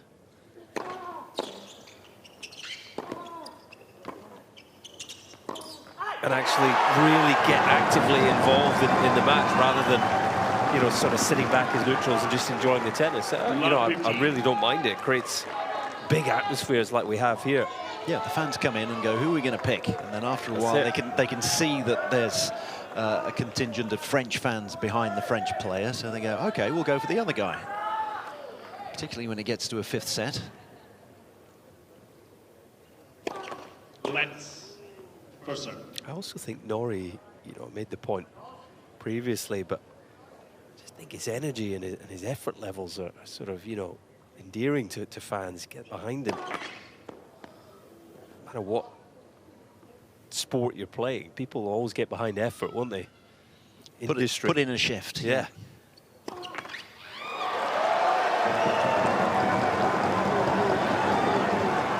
Love 30. 3 double faults apiece. Which in a 5-set match is some achievement. Unfortunately for Bonzi, this one has come at a very inopportune time. Love 30.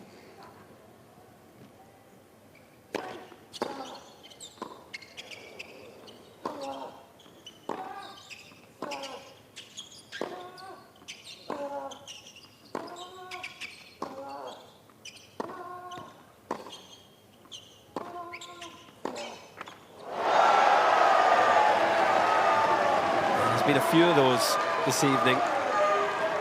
Sort of pretty big point where Norrie has got into it, but just as the point's gone on, he's sort of gradually become more and more passive. I think, once he landed that return, he's got to try and continue to look to make it happen. It's almost a better feeling if you're going to lose the point to have lost it sort of going for it rather than lose it well. Negative vibe of, backed off there and just missed sort of tamely in the net.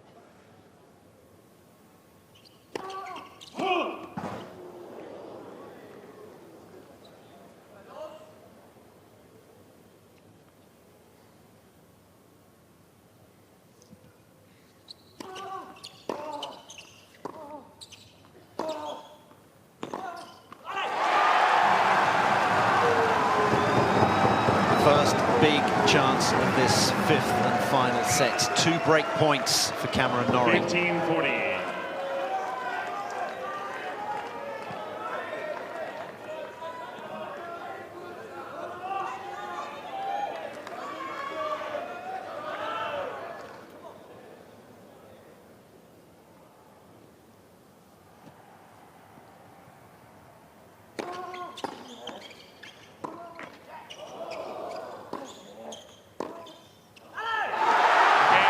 And there it is, the first break of the final set, and it goes the way of the number 26 seed. Norrie leads 3-2. Norrie leads 3 games to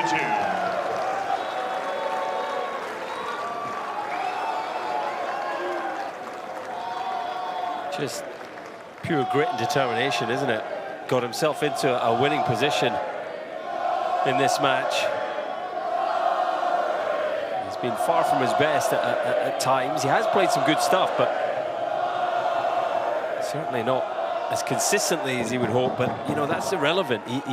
He knows what it takes to win at Grand Slam level, and he's on his way to gutsing this one out.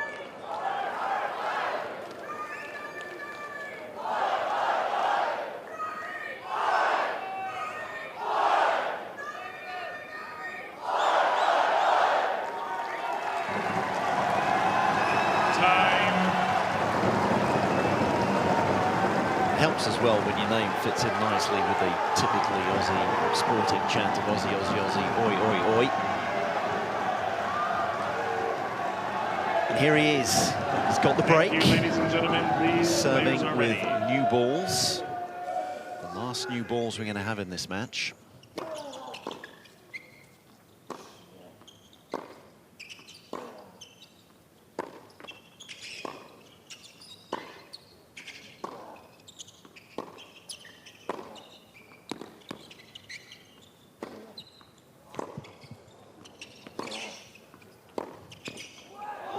The angles from both players, in particular from Bonzi. Love 15.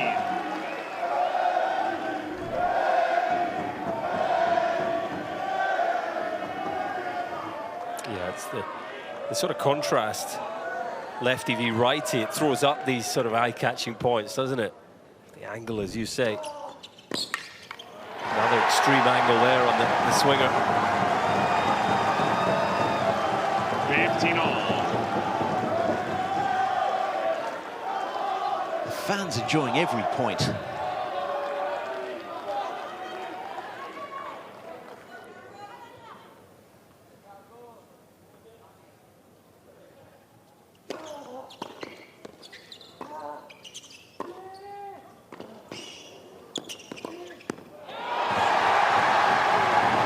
players working the entire geometry of this court. 30-15.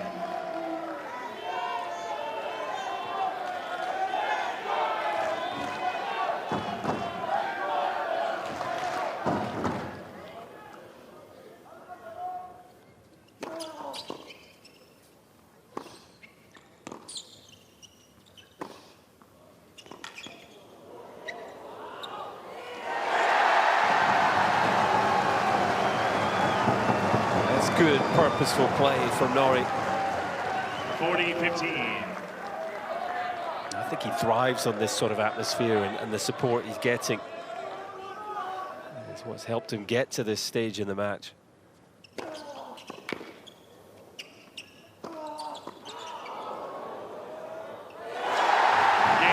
how you back up a break. You get the new balls and you serve out to 15, 4-2.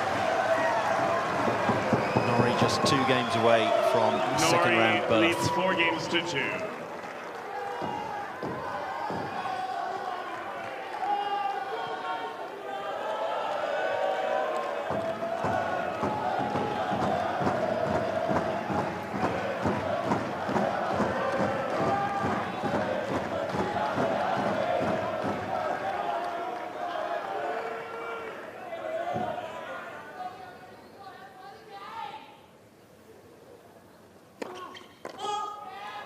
Thank you.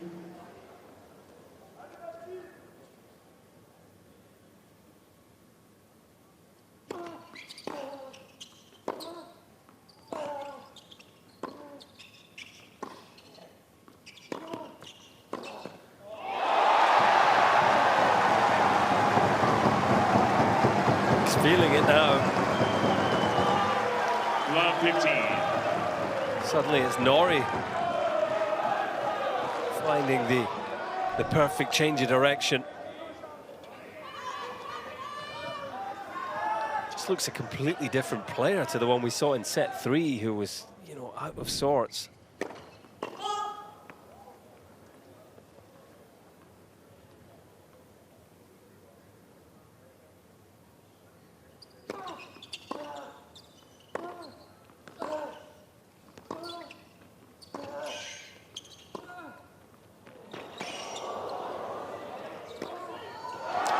Both players seem to be reserving some of their best tennis for this decider. 15 all. I was saying at the start of this 5th set that it was going to be who can keep the unforced errors below the winners, because they looked a little tentative in the first couple of games, but the standard has really risen as this final set has worn on. And how about that as an illustration? We've seen some brilliant 15 passing shots in this match, and It's another forehand from Norrie that's right up there.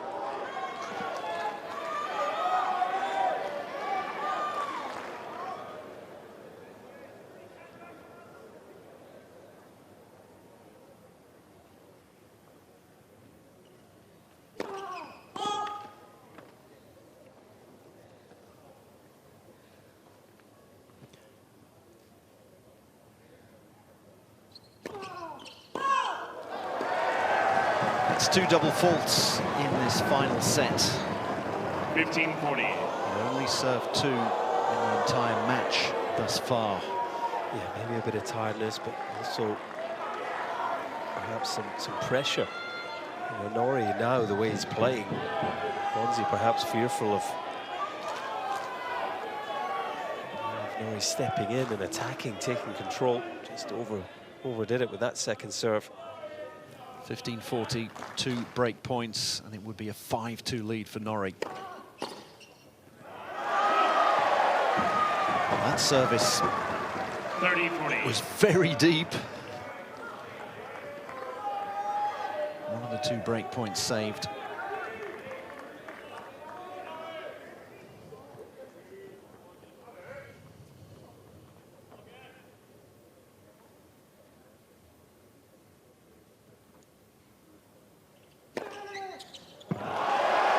How about that for saving 2 break points?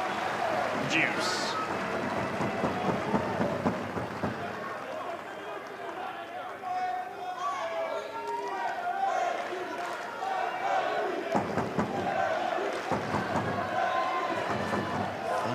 Break points so far in the match.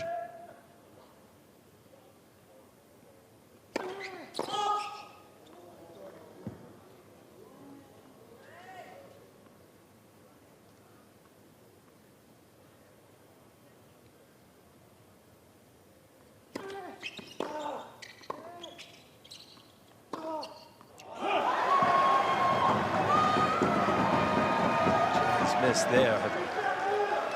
Time on the forehand, maybe a little too much time.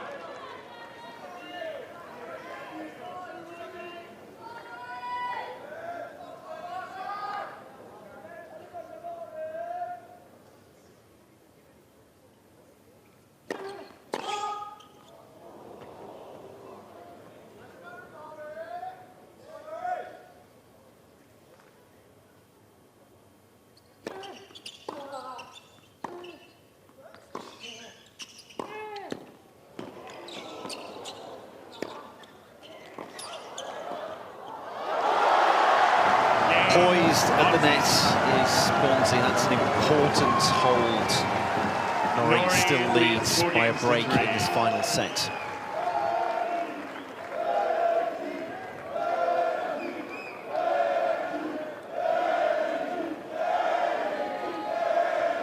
They're certainly not giving up on Bonzi. More importantly, he's not going anywhere anytime soon.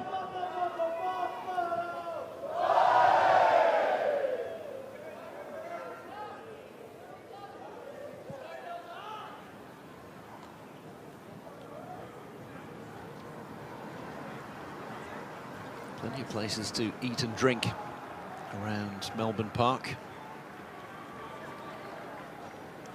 Plenty of places to sit and watch the action on big screens while you're enjoying what you eat and drink.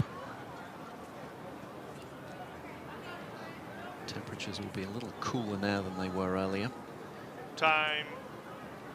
You can see adverts there for some of the concerts that are going to be held over the next 2 weeks. John Cain Arena is going to play host to some fantastic tennis and some big names in music. Garden Square fans still sitting outside Rod Laver Arena watching the action on big screens. Norrie a break to the good, 4-3.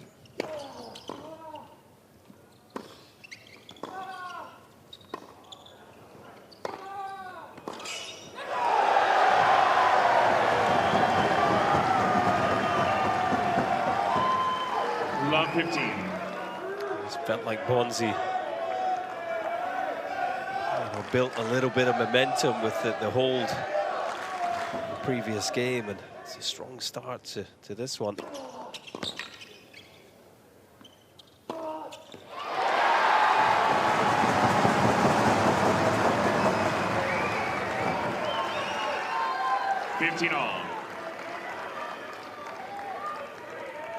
This is what it's all about for these players, isn't it? You know, Grand Slam tennis, brilliant atmosphere here. They've been in the pre-season, you know, putting in the hard yards physically and with their games in December, and it's all for these sort of moments. Who can prevail? Best of 5 sets. 30-15. It's only the majors that has this format.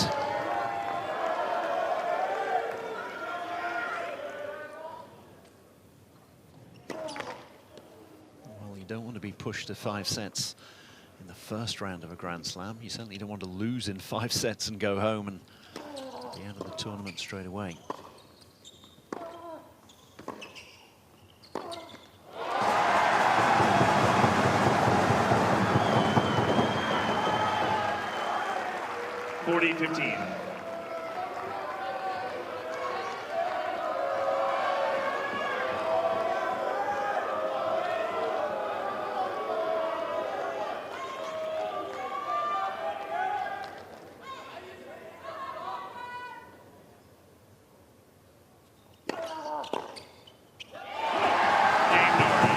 Losing the first point, 4 strong services in a row from Cameron Norrie. He'll be hoping that that's the last time he has to serve. 5 games to 3. Bonzi 3-5, serving to stay in the tournament. Yeah, Norrie would love a break here, wouldn't he? Just feels like he's physically the stronger of the 2 players now at this stage. You know, a little fresher. He's one of the fittest players in the game. Incredible engine. He is. He's built his reputation on that.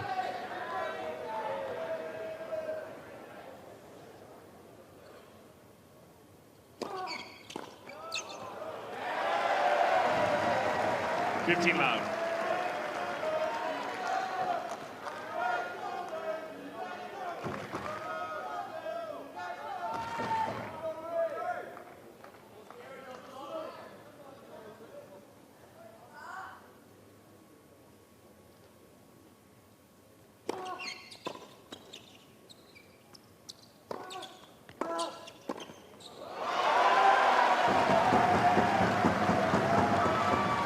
30 loud.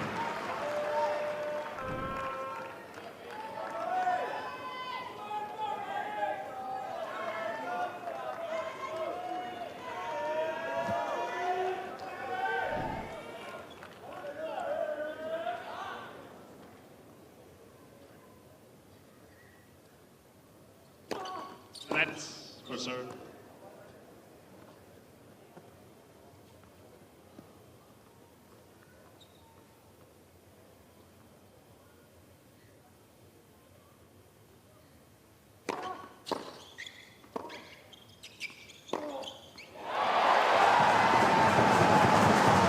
About that from Norrie.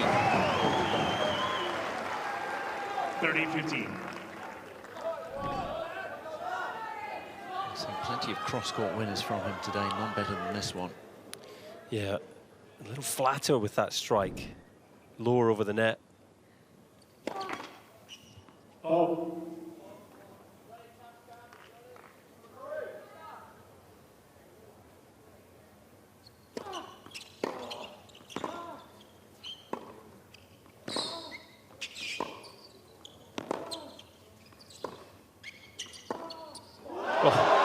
Talk about flat strikes low over the net. I mean, it's another stunner from Bonzi.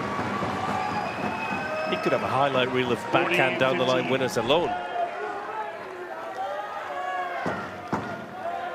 Again, look at the movement here. He moves laterally, but you know, slightly diagonally to get the ball on the rise. Take it early.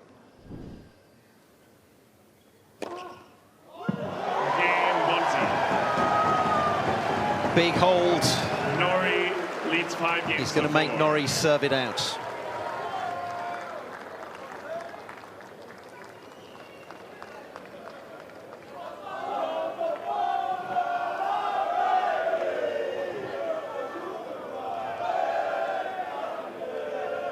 to say he's played a confident set. Interesting to see if he can maintain that, you know, now that he's serving for the match. I think the key for Norrie is to keep going for it here. There's been a couple of key moments throughout where he's just backed off, and I just don't think that's the way to go, to allow Bonzi to dictate. I think Norrie has to step up and play to win here. Yes, Bonzi now more or less has nothing to lose. Yeah. So Bonzi's going to go for his shots.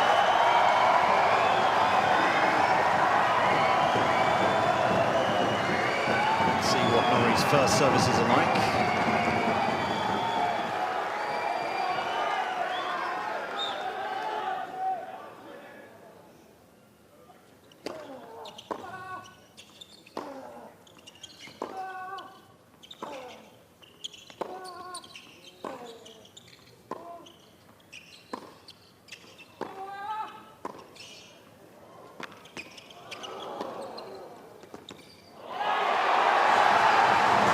A bit of a tired forehand at the end from Bonzi, wasn't it? Lost his balance. Just trying to chip the forehand cross court. Complete miss hit. Norrie counting them down, just 3 points away now.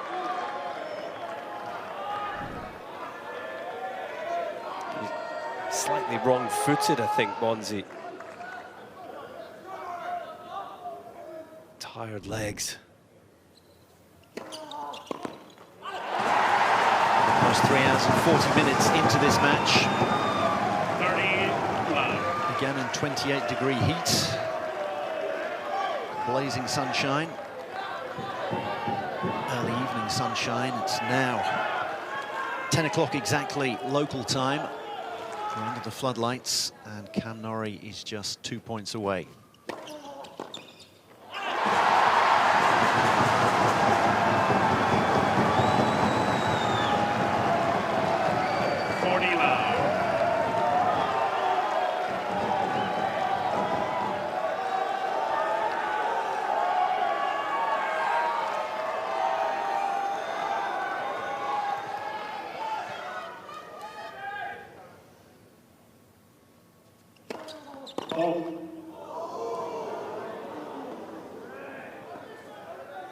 Thank you.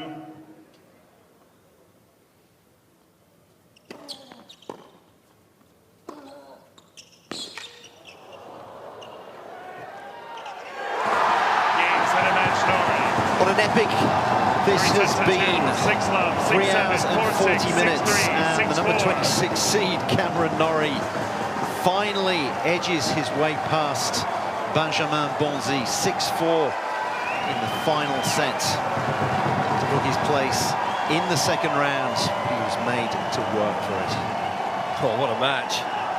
What a fight between these two warriors. It was a turbulent roller coaster of a contest, but ultimately Cameron Norrie, who, you know, he's known for his engine and his fighting qualities, you know, he's willed himself through that in many ways, you know, backed up by some high quality tennis in some key moments, particularly in that fifth set. Great to see him standing to applaud Bonzi off the court, as I'm sure majority of the crowd will do. What an atmosphere we had here on 1573 Arena. Just a brilliant first round Grand Slam match. And ultimately it's the lefty Cameron Norrie who comes through.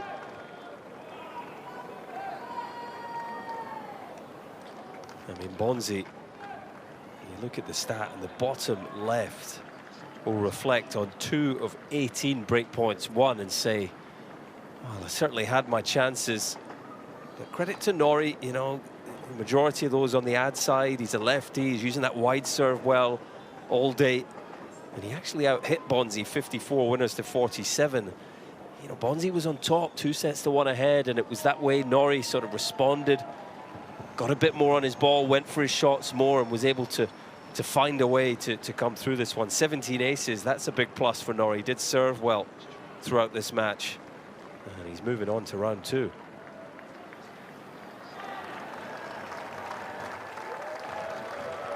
Crowd on 1573 very much got behind him.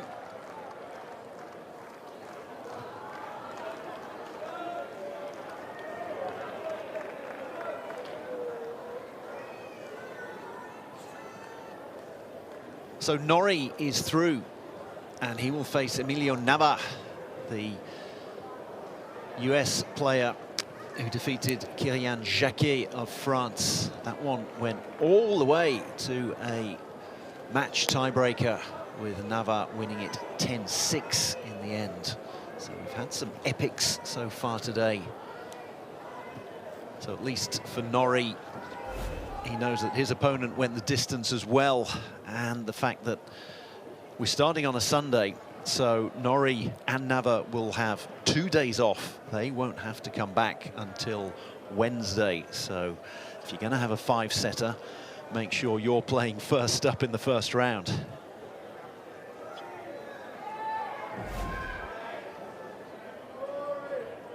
Talk about his physical capabilities as well. He looks like he could go another couple of sets. No, he's got an incredible engine. Norrie, that's without question.